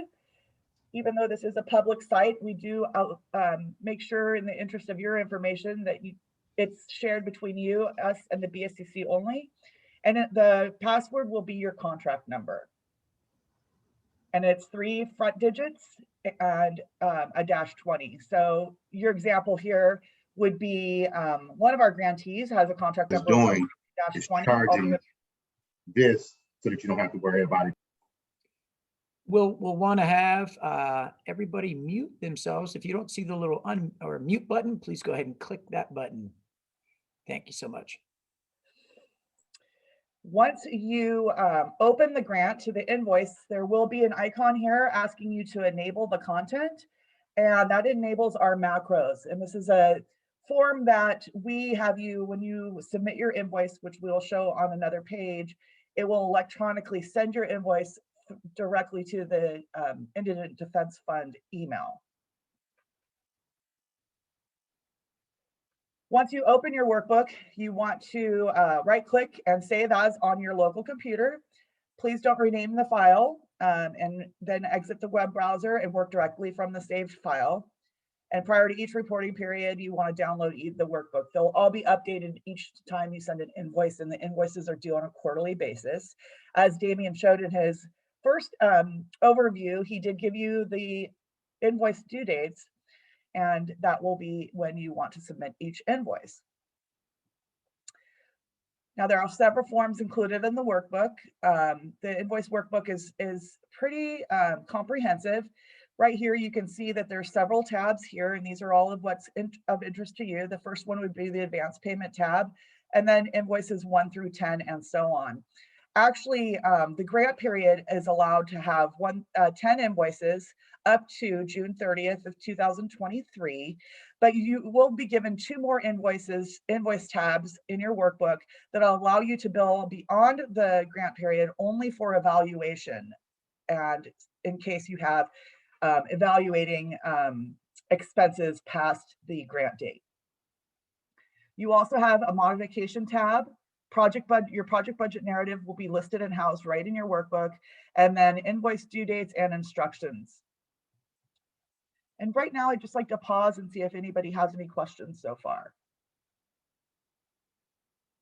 Perfect. So this is the one that I'm sure most of you are of interest to, and this is your advanced payment invoice. And actually, me and Cami will process these for you. Once your contract is completed and you're set up with the state controller's office for payment, we will process this. And once it's processed, it does take about 4 weeks for the funds to be sent to you. I know some of you have reached out to me for certain fiscal reasons to have it not completed until you wouldn't be receiving it until the 1st of July or the latter, just because of the budgets for your particular counties. And so just let me or Cami know if there's any kind of circumstances around that, so we are prepared to process it in the timely manner that you need.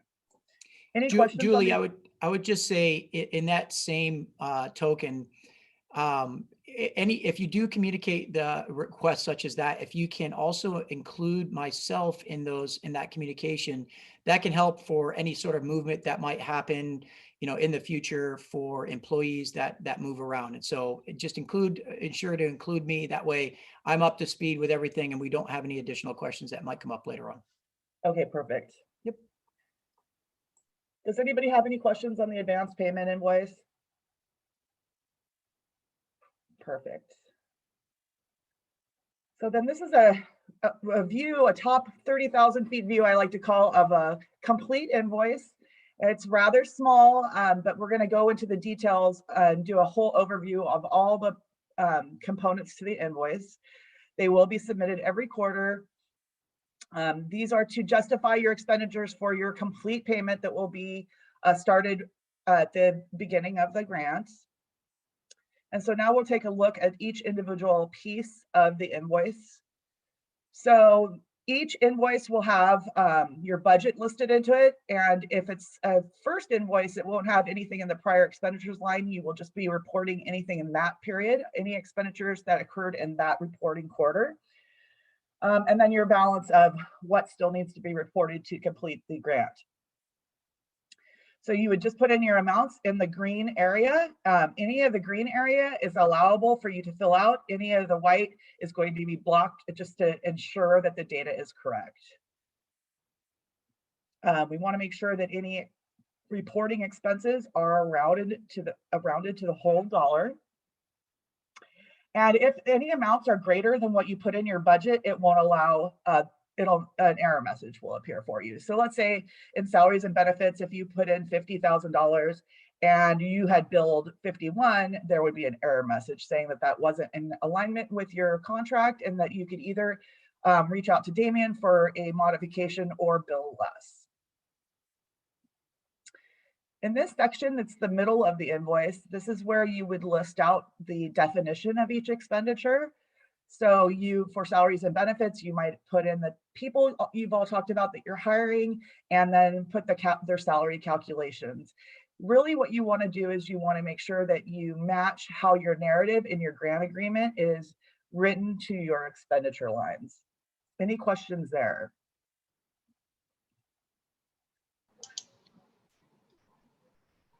So will we attach, I'm sorry, Julie, will we attach supporting documentation to these invoices, or will we just keep the supporting documentation as a record in our office? Yes, that is a great question. So we do ask, we can ask you for the supporting documentation, but you're not required to attach it to the invoice. If we do need it, we will ask for it. So ensure that whatever's in your description does match your supporting documentation. But at this time, we're not going to ask for it at every invoice that you submit. Thank you. You're welcome. So then this is just an example of an expenditure description. I went ahead to stay in line with salaries and benefits.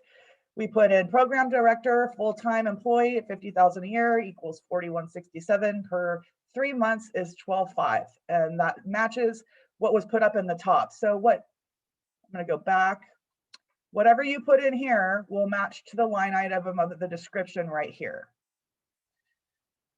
And it'll automatically filter, and then you just put in the description of the expense. Any questions? Moving forward. So then these are questions we've already uncovered today during our presentation. So let's talk about this. How to approve and certify your invoices. There's a couple things you want to know.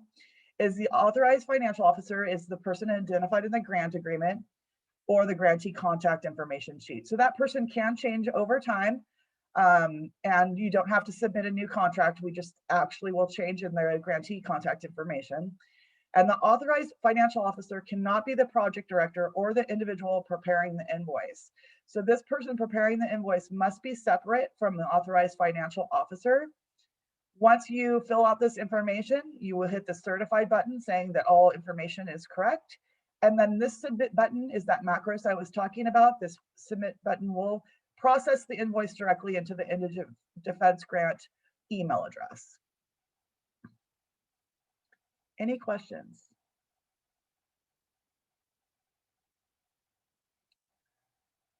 So exactly how I stated before, I kind of jumped ahead on a slide, but once you hit the certified button and hit submit, it goes directly to us. I think we do have one question. Great. I think that's you, I believe. Catherine, right? Kathleen, yes. Kathleen, yes.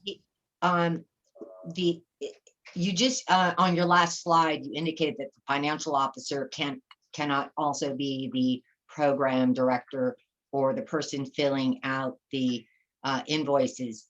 I certainly intend to have a fiscal officer at some point, but right now I don't have a secretary or an assistant, so I've been doing everything. So how would I, if I don't have one by the first reporting period, And I am preparing the invoice. I'm also the project director, and I'm also the financial officer.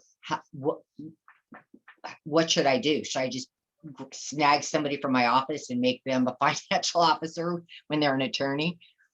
Well, the good news is the first invoice the BSCC is going to process for you. So you have that built-in time for the funds to be delivered to you. Now, this is just within the reporting period and reporting out the expenses that justify the expenses for the grant that's being spent. So I would say what I would look out for is the question that we're going to put in our Q&A is that can it be an employee of the county instead of an employee of the public defender's office? And then maybe you can ask someone of the county department to provide that financial officer. Okay. That sounds fine. Well, I think I've filled out all my documents and I've sent everything to you, including our federal ID number, etc. And I had you send the check to me. So my intent really was to take the $882,000 and run off to Europe with it. So I didn't have to worry about any of this at this point, right? Exactly. And all you would do in that situation, Kathleen, is you would fill out a new grantee contact information sheet designating the financial officer. Yeah. And then take the money and run, right? And then take the money and run, yes. Right. Okay. I just want to get the process down right. I don't know if we want to report that on the FAQ portion of that site, but we'll do that. But I think yes. So the answer to your question is yes. You would have to have a second person. Okay, but they could be within the office. Yeah. Yeah. Okay. Thank you. And this, once you do click that submit button, this is the Indigent Defense Grant at bscc.ca.gov email address that it will electronically go to. And the email address is being monitored by both myself, Cami, and Damien. So we will all be looking out for your information. And that's where you also be sending out your progress reports and any other data regarding communication with the BSCC regarding your grants. So now there's what we're going to talk about is a budget modification request. And so budget modifications are for cases where, when the grant was initially written, we had intent to hire maybe an assistant public defender, and now we're actually hiring a public defender. And so that semantic, if it was written in your grant agreement, will have to be changed in a modification. Or if you would want to change any kind of dollar buckets between any of the different expenditure line items. And so we allow this process to exist because in hindsight, sometimes a lot of programs end up changing or people change hats or what have you. And so we allow this to happen. The process for the budget modification is to send an email to Damien first, presenting what needs to be changed. And then once that's completed, he will give you the direction on if it can be approved and managed through the grant, and then direction on how to submit the budget modification. And today we're going to kind of go over the process of the budget modification and the workbook and how you do that. And both Cami and I are very much willing to help you through this process. And so just kind of give you an oversight of it. So right at the top of the modification tab, there'll be a tab where I showed you before all the different tabs that were in the workbook. This will be the modification tab. And at the top, it will either talk about if it's an actual line item change, if it's an actual budget modification, so changes within the line item. So let's say in your project narrative, you said you were going to buy 2 computers, and now you're needing to buy 3. That would be what's in a line item change. A budget modification would be a change within each expenditure line. And a project income allocation would not be relatable to this grant. So this would just something that some of our other grantees use. So your modifications will be within these 2 areas. Then this is where you would have your current budget listed and any available funds after some invoices that have been submitted, and then what changes you would want. So if you're plus or minusing out, and then what the new modified budget would look like. You would put in which number of a modification request you would have, and there can be, more than one at some different time, and then what invoice number it's affected to. Then the next part of the modification tab is your narrative for why the changes must be made. And we like to provide you with, we like to provide you with a little insight, and that's where Damien's kind of input and direction will be when you do propose a modification with him. We try to make this a simple process. We try to make this very just as simplified as possible and not get into the weeds of a lot of narrative changes. And so just keep that in mind when you're thinking about presenting the modification to him. Any questions on this area? You guys are great. So then we had Bill talk about supporting documentation. And so what is supporting documentation? And that's things like invoices, receipts, work orders, payroll records, and things like that. And we do ask you to keep that on your premises for if we ever need it or needed to conduct what we call as a desk review. And that would be an overview audit of each of your invoices, or maybe in particular, just one invoice. And so steps for creating a desk review, we provide a lot of supporting documentation and instruction in this area. So you would get a whole package giving you instruction, but supporting documentation includes, we have created a grantee salaries and benefits worksheet that you can use to process salaries and benefits. All your supporting documents should be labeled and signed. And we have a grantee invoice supporting document checklist that allows you to put in all the different supporting documentation you will be providing us. Any questions in that area? There is a question from Sherry King. Is PDF electronic okay? Yes. Great So question. anything that validates the expense. And actually we prefer the PDF because of the world we're living in today. Sometimes the desk review can be done in person in some of our grants. We won't do that with you guys, but we are, communicating on an electronic basis more today, due to the pandemic. And so yes, PDFs are fine.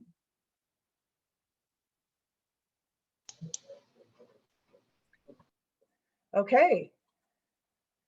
So now we have grantee introductions. Just real quick, Bill, I saw you come off mute. Did you have a question? Yeah, just briefly, in the administrative guide, it indicates that if you hire a staff member, they need to sign their time card. In our county, we don't really do it that way. Are we going to need to create that process so that we have that supporting documentation for salaries and benefits? Do you want me to touch on that, or are you? Why don't you feel that, Damien, please? Yeah, so when it comes to timesheets, we just need a tracking of timesheet, that there is some sort of payroll register. There's some sort of timesheet that is available for documentation of that.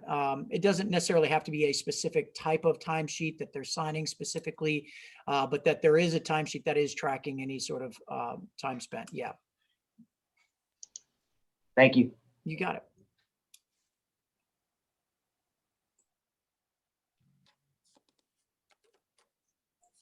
All right. So let's so we're gonna switch Santa Barbara up. Santa Barbara, again, thank you very much for doing that for Marin, but let's go ahead and start right up at the top there. Merced, you are up. Hi, I do not, can you all hear me? Yep. Okay, I do not have my camera on because in the middle of this, our county's internet went down. So I am doing this from my cell phone. I love it. So in our county, we're a very small county that has been highly understaffed for quite a few years. And so this grant, and we're very thankful, is what a lot of that's going to go to. My name is Michelle Steele. I am the legal office manager. I'm new to this office. I've been here for about a year. I was previous with Merced Superior Court for about 21 years before I came to the public defender's office. I am the project manager and the financial and the budget person in our office. So a lot of this stuff, with the assistance of my public defender, I'll be doing everything. I am flying solo. So as I said, we are one of the biggest things that our office is going to be doing with this grant is staffing. We have about 17 full-time public defenders, and we have about 4 full-time support staff to support all of those attorneys in more than one location in 2 different districts of a court. And we have a pretty high case per capita per judge in our county. So our attorneys are everywhere. We do about 7 different courtrooms. We also do conservatorships. We do a lot of stuff. So 90% of this grant, we're going to be adding 3 permanent employees to our staffing. And we're going to hire several support staff that work part-time to supplement those people. Right now, in addition to our full-time staff, we supplement with part-time people. So we're looking to add 3 more full-time people.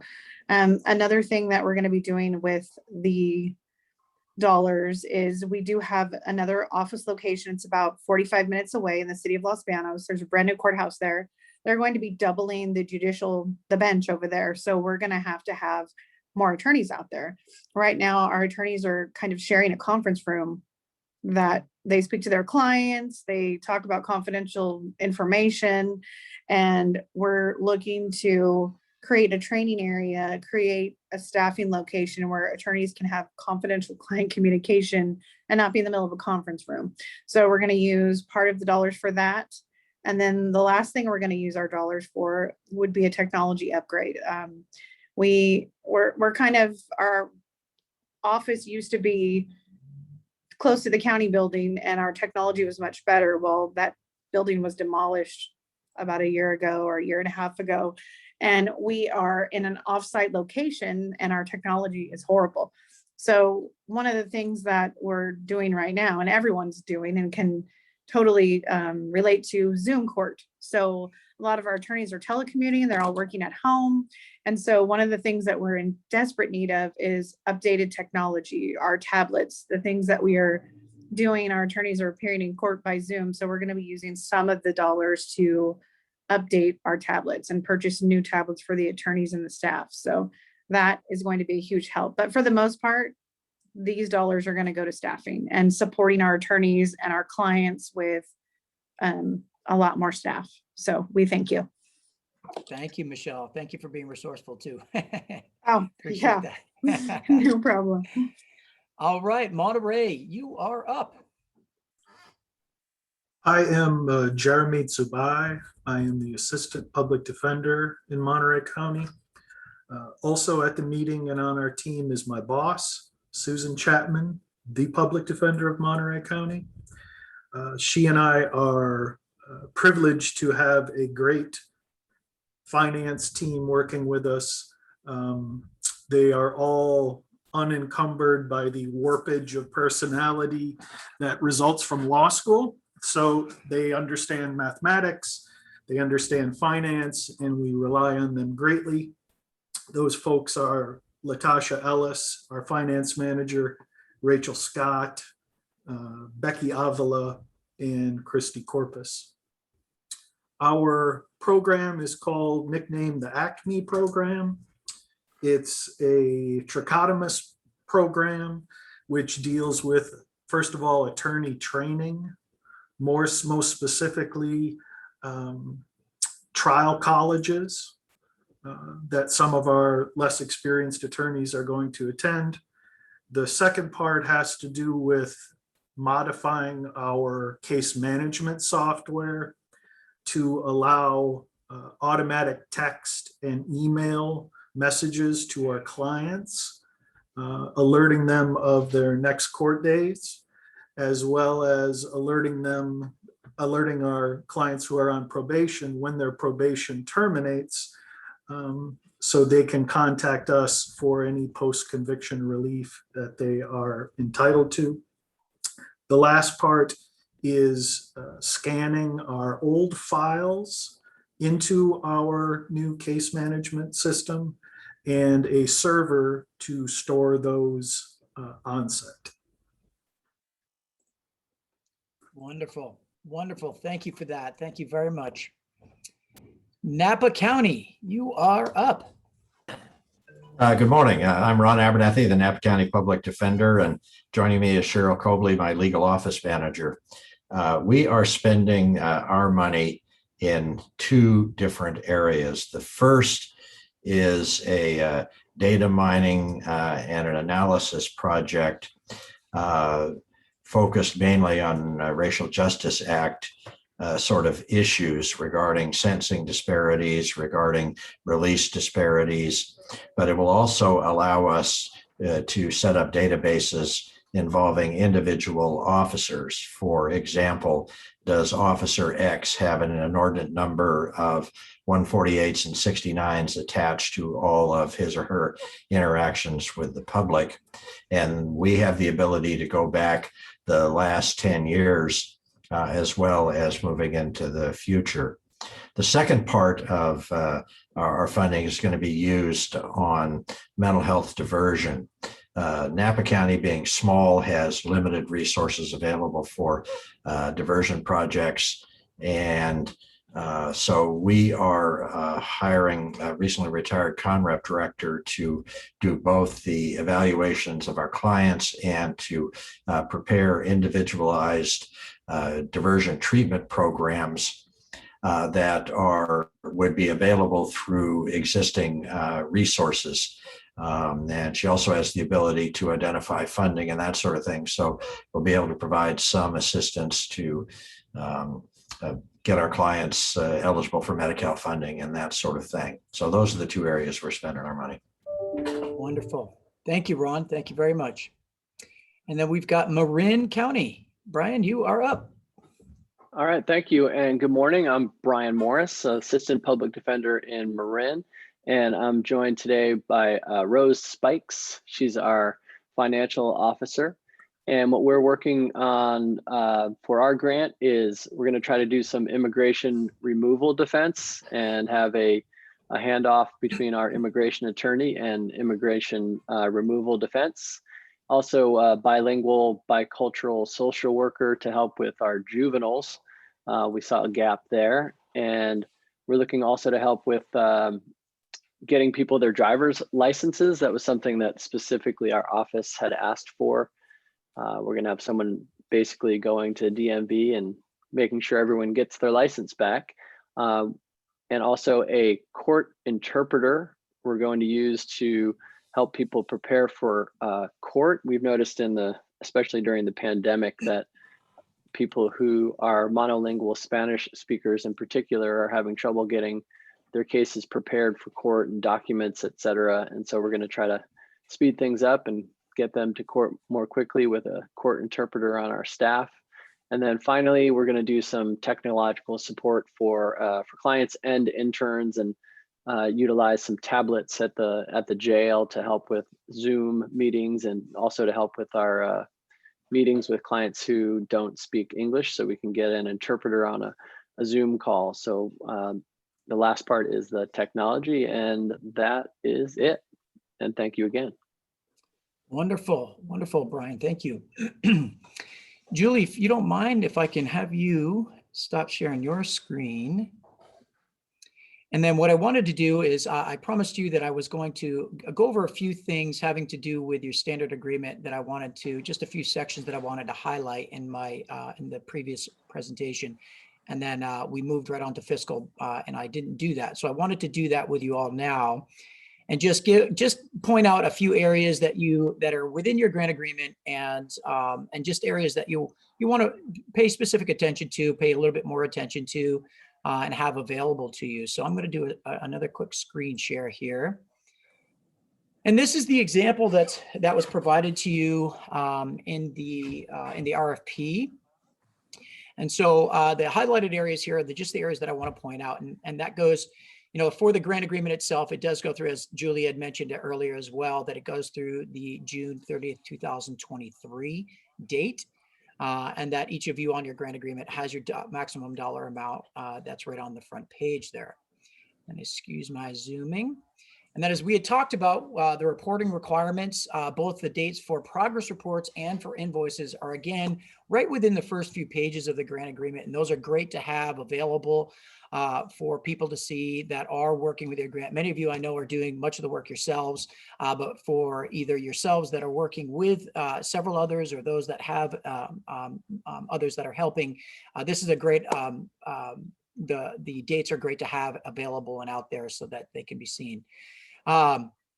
The two other sections down below really talk about, and this is something that we've addressed already, but I don't think this can be addressed enough because this is probably one of the most talked about, probably most prevalent discussions that we're in as BSCC as it pertains to grantees, and that is around documentation, ensuring that you've got good documentation, good accounting records, good maintaining good source documentation, that you have separating accounting records that I know in many cases there are offices that are funded in many different ways. And so ensuring that the IDG funds have a separate account numbers, and that the source documentation, as was talked about earlier, is done for each invoice and for all the expenses.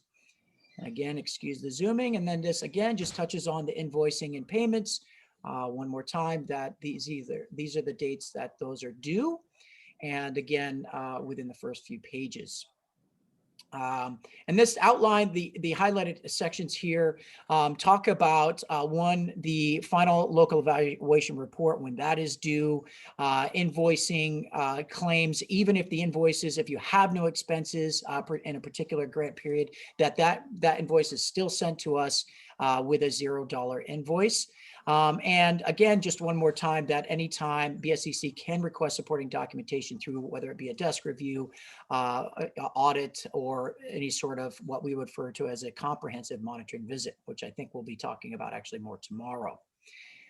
Project costs, that they're all eligible, and that basically ties right back to the original proposals that you have. You want to make sure that all of your expenses are eligible based on the approved proposals and the expenses that you proposed during those things, and that if there are changes that occur, as we've discussed today, that you'll reach out and we'll discuss those.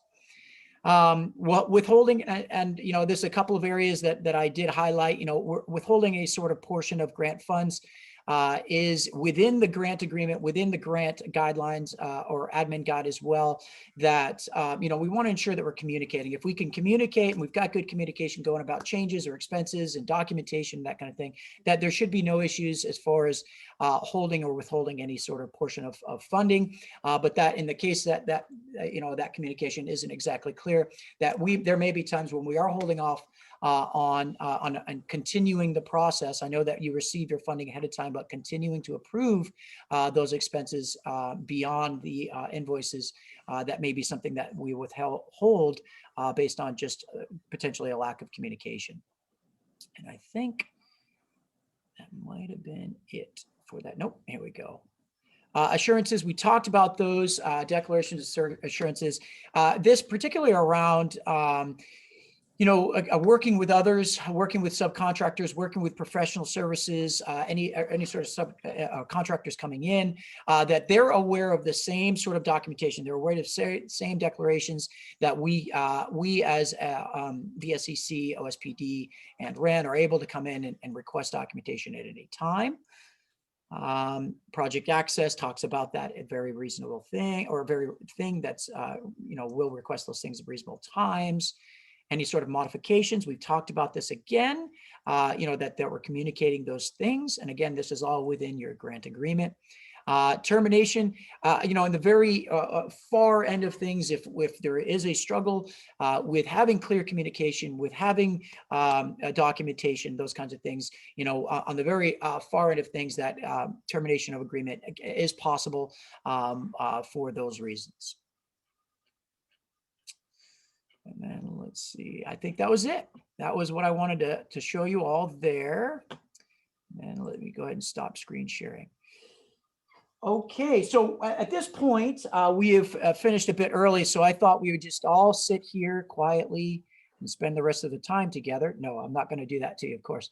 That if there were any additional questions, any additional thoughts, concerns, comments, whether that be through BSCC or the grantees, your agencies, OSPD, RAND, if there are any additional comments, questions, or concerns, we do have some time to do that.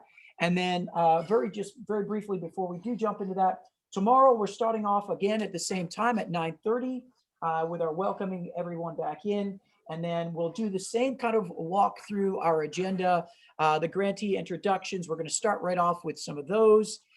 Reviewing tomorrow will be a lot of great information around data collection and evaluation. Elise will be taking over for that. And then again, walking through grantee introductions, reviewing programmatic responsibilities, which will be similar in many ways to admin responsibilities, but there'll be some differences in that. And then finally, we'll have a chance to recap with any questions again and any sort of networking opportunities at that time. But before I let you go, are there any additional questions, thoughts, or concerns? I have a question. Yeah. Susan from Monterey County. Are you going to be discussing the LEPs? Yes. Yep. That'll be going on tomorrow. There'll be some great in-depth question around that. Elise will be taking care of that. Yep. I think that's what a lot of us chiefs have questions, and especially with the upcoming deadline. So yeah, get our money. Yeah, of course. How do we get our money? Yes, absolutely. Absolutely. Yeah, no, that will be discussed in depth tomorrow. Okay, thank you. Thank you for that question. Any other questions? One more question. Yes. And that is that we have been given, for lack of a better term, contradicting information regarding whether we have to have an LEP completed before we get our money or after. I have been told both. So you do not. So the required documents that we had spoke about in an earlier presentation, the required documents for funding are that we have the board resolution and we have a signed grant agreement, a completed executed agreement. And once we have those, then that moves forward for continuing the approval of those documents through the state controller's office, which would then be cutting the check and then sending on that. And so no, you do not need the LEP to receive funding. That is something that you will be working out. And you'll hear more information about it tomorrow, but you'll also be having some technical assistance around that through the RAND Corporation as well. That's a great question. I hope that did clear that up. It did. I mean, that's what you told me, and I'm taking your word for it from the conversations we had on the phone. But yeah, amongst the chiefs, we've been told both things multiple times. Yes. Hear this from hear what I just said, and you can take that as being how we'll move forward with funding. Or Ricardo being my boss, he just heard me say that and he's going to fire me. One of the two is going to happen. Leo, you're from Siskiyou, right? Say it again. Leo's from Siskiyou, right? Yes. So you're already in the process, girl. So you still have too far to go. Probably another 4 to 5 weeks. Yep, you're already being processed now, is what Julie's saying. Oh, I know. I've submitted my. I think I got my stuff in first, but I know this question comes up cyclically for the chiefs on our own listserv, so I wanted to have it committed in front of us, all of us. I believe I'm planning to submit your invoice on Friday. That's beautiful. And I fully commit Ricardo to what I just said. Well, while we're doing updates about that, how's Stanislas's invoice coming? Julie, you just opened that one up for yourself. Because I'm sure I submitted before Lael. I think I submitted mine before both of you. So why don't we do this? Why don't we hang out for those that do have those questions? We're going to be hanging out, myself and Julie and others will be hanging out for a bit longer, and we can address those very questions as well. And I think there's going to be some broad answers to those in some sense because of where they have to the next steps of those. But I think we can start to help out with those questions. Do we have any others? And then we'll hop on. Please hop on. Don't let me stop those questions from coming because we definitely want to help answer those. Any other thoughts or questions as well? Tracy, yep. How long does that process take? So the time, let's say I submit my paperwork electronically Friday. For a timeline. That's a great question. What year is it? I From a grant, yeah. yeah. Julie, you want to help out a little bit with that one? Yeah, sorry, I got deep into my files looking for Stanislas's answer. So I believe the process so far, I have not experienced this completely. This is a new grant, so we're kind of, walking through all of this. But I believe once you send me the completed contract, I give that to my contracts team who upload your information with the state controller's office. Once that is completed, which can take up to 2 weeks, the analyst will submit your invoice for payment. And I am being told, and it's really probably at the shedding of, a lot of folks at the state working from home, that the invoice can take up to 4 weeks to be mailed to you. I just want to add to, this is Amanda from BSCC. The state controller's office has to have your contract on file with them for 3 weeks before we can even submit the payment request. So from the time that you send it to us, it goes through our internal routing. Once we get it signed by Ricardo, then we'll send it to SCO. SCO will have it for 3 weeks because they have to enter it into their database, whatever they do with it.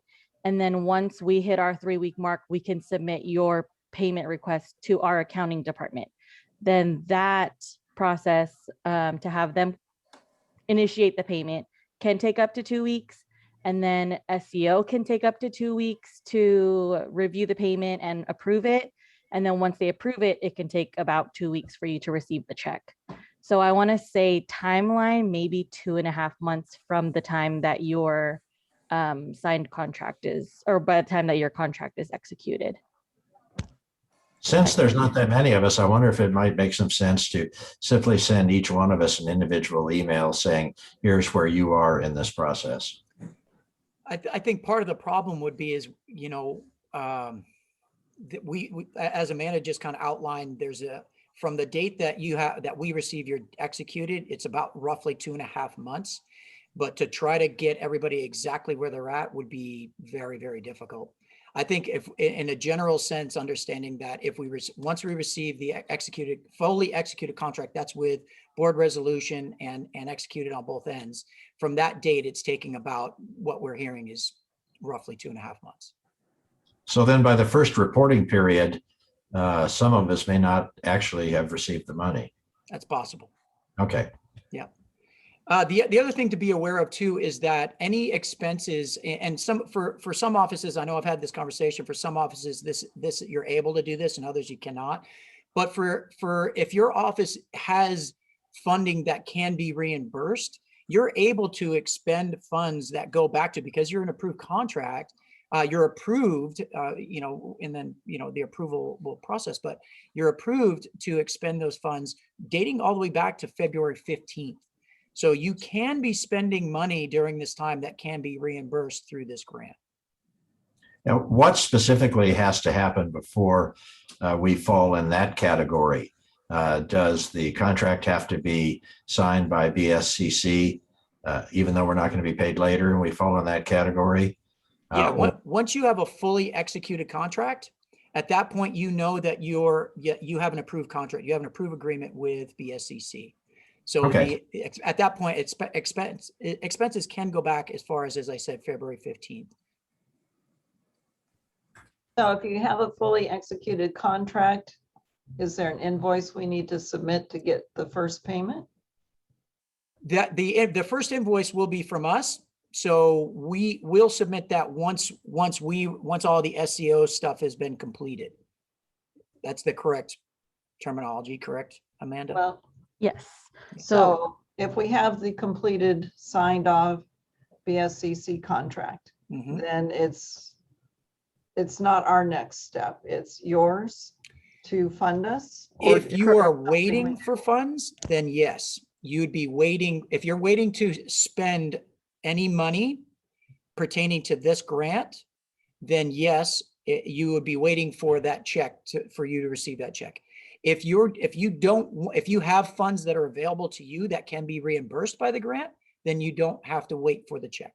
Right. So my question, I don't think I'm expressing it very well, is we have an approved contract. So the next step is the check will be sent to us. Yes. Yes, so Correct. your contract is already signed. So I don't know specifically which county. So once SEO has the contract for 3 weeks, then we can submit our payment request to accounting. And then accounting can take up to 2 weeks to initiate the payment. And then SEO has 2 weeks to approve the payment. Okay, but it's Yeah, nothing so- that we're supposed to do. No, and I was actually just speaking with, I'm chatting on the side with Julie and Cami here. If it will probably be better for everyone, we can let you guys know once the payment request has been initiated. The analyst can probably shoot you guys an email just to let you know, FYI, we sent your payment request to accounting on this day. That way you'll kind of have a ballpark idea of when you can expect your check in the mail. That'd be awesome. Thank you so much. Any other? Hey, Damien.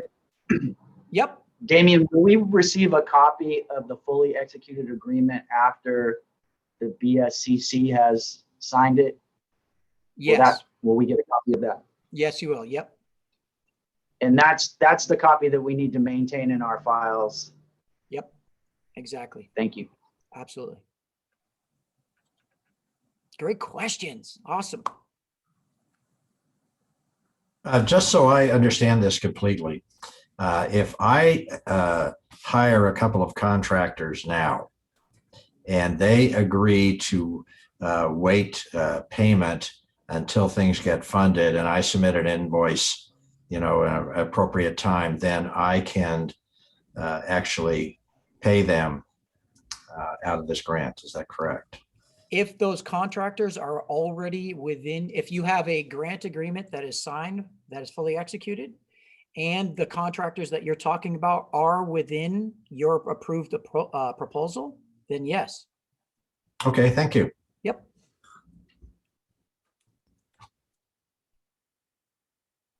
Any other questions? I think none of us know if we've done what we're supposed to do. So that I don't think any of us are confident that we're following instructions. So you're going to get probably an email from every single county on this call. Do we have every county on the call that does not understand what they've done in the process thus far? Like me, I just sent off an email. I'm like, I gave you my resolution. I think I gave you the contract. Like, as far as I'm concerned, I'm done, but I don't know if you think I'm done, because I haven't really gotten any feedback since mid-March. So once we have everything that we need on our end, then the analyst will email you your fully executed contract. At the time that you receive the email with the fully executed letter as well, then that's the same time that we're sending it to SCO. So if you haven't received an email and you did submit your signed copy of your contract and your board resolution, if you haven't received an email stating that your contract is fully executed, here is your copy with the letter, then that means it's still in routing for Ricardo to sign it on our side. But if you've already received your email from the analyst saying here's your fully executed letter, fully executed contract, then that's when the 3-week time frame starts ticking with SCO. wasn't our contract, meaning like my county signed the contract when I submitted my application. And then I gave you the board resolution, and now I just wait for you. Is that what I'm hearing?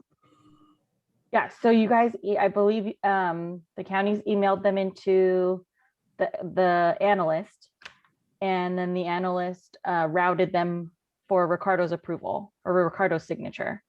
And once they're signed in-house, then they're distributed to you and distributed to SCO. So if I have a executed contract from Ricardo dated April 8th, that's when my clock started running. Correct. Thank you. Did Tracy, did that help? I want to make sure that we do clear up your question. Is that helpful? I thought when I submitted my application on the due date, you had the contract that my CAO had signed.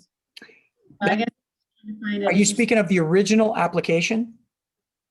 That's not the agreement. The original application is not the standard agreement, the contract itself. So that the standard agreement would be, you know, exactly that, a contract between your agency and BSCC.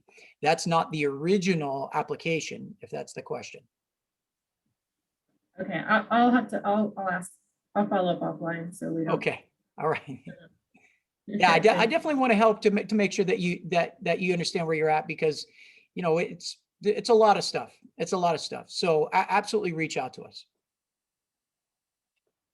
Any other questions? Looks like we've got a question in the chat. Yeah.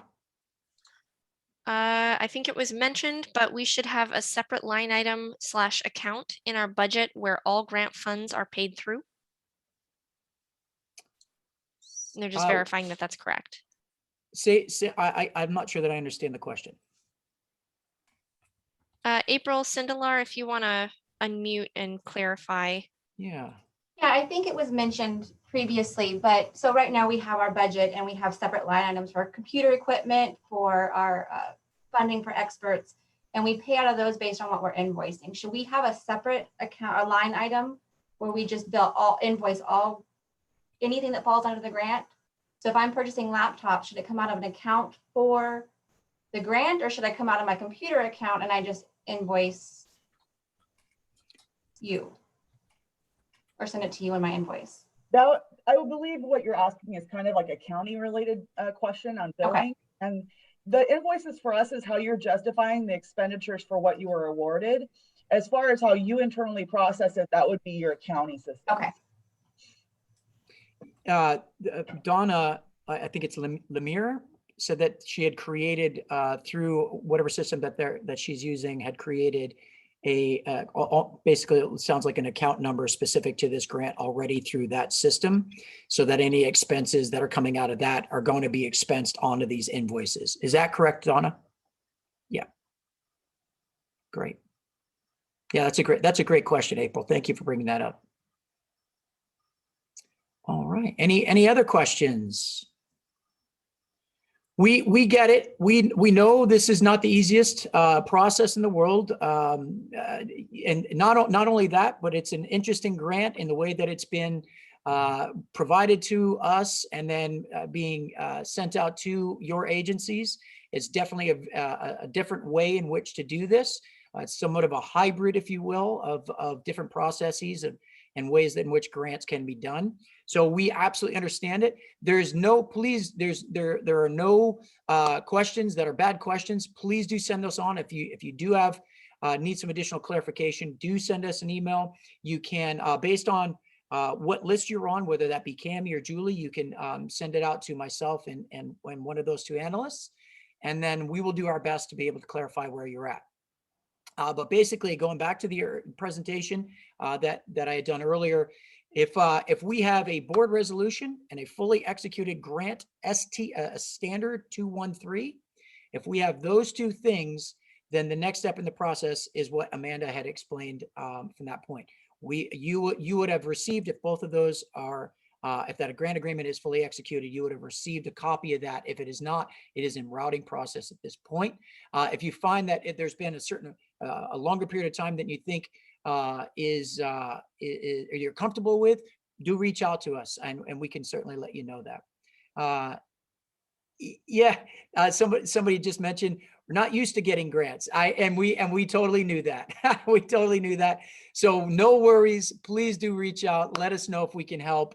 If there's no other questions, I thank you all for being on today. I look forward to tomorrow. We'll have some more additional great information for you all to make it even more confusing. No, hopefully it'll be clearing some things up for you with other areas as well. So thank you all very much. I hope you have a fantastic rest of your day.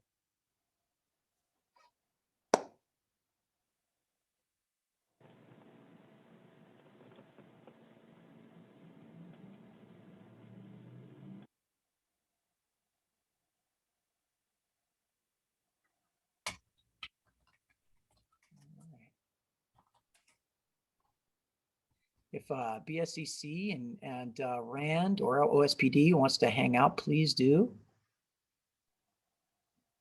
All right.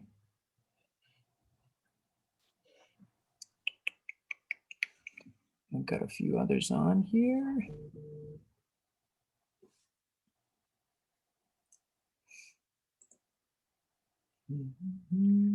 Karen, are you staying on regarding your contract? I'm sorry? Karen Service, it looks like she's in a conversation.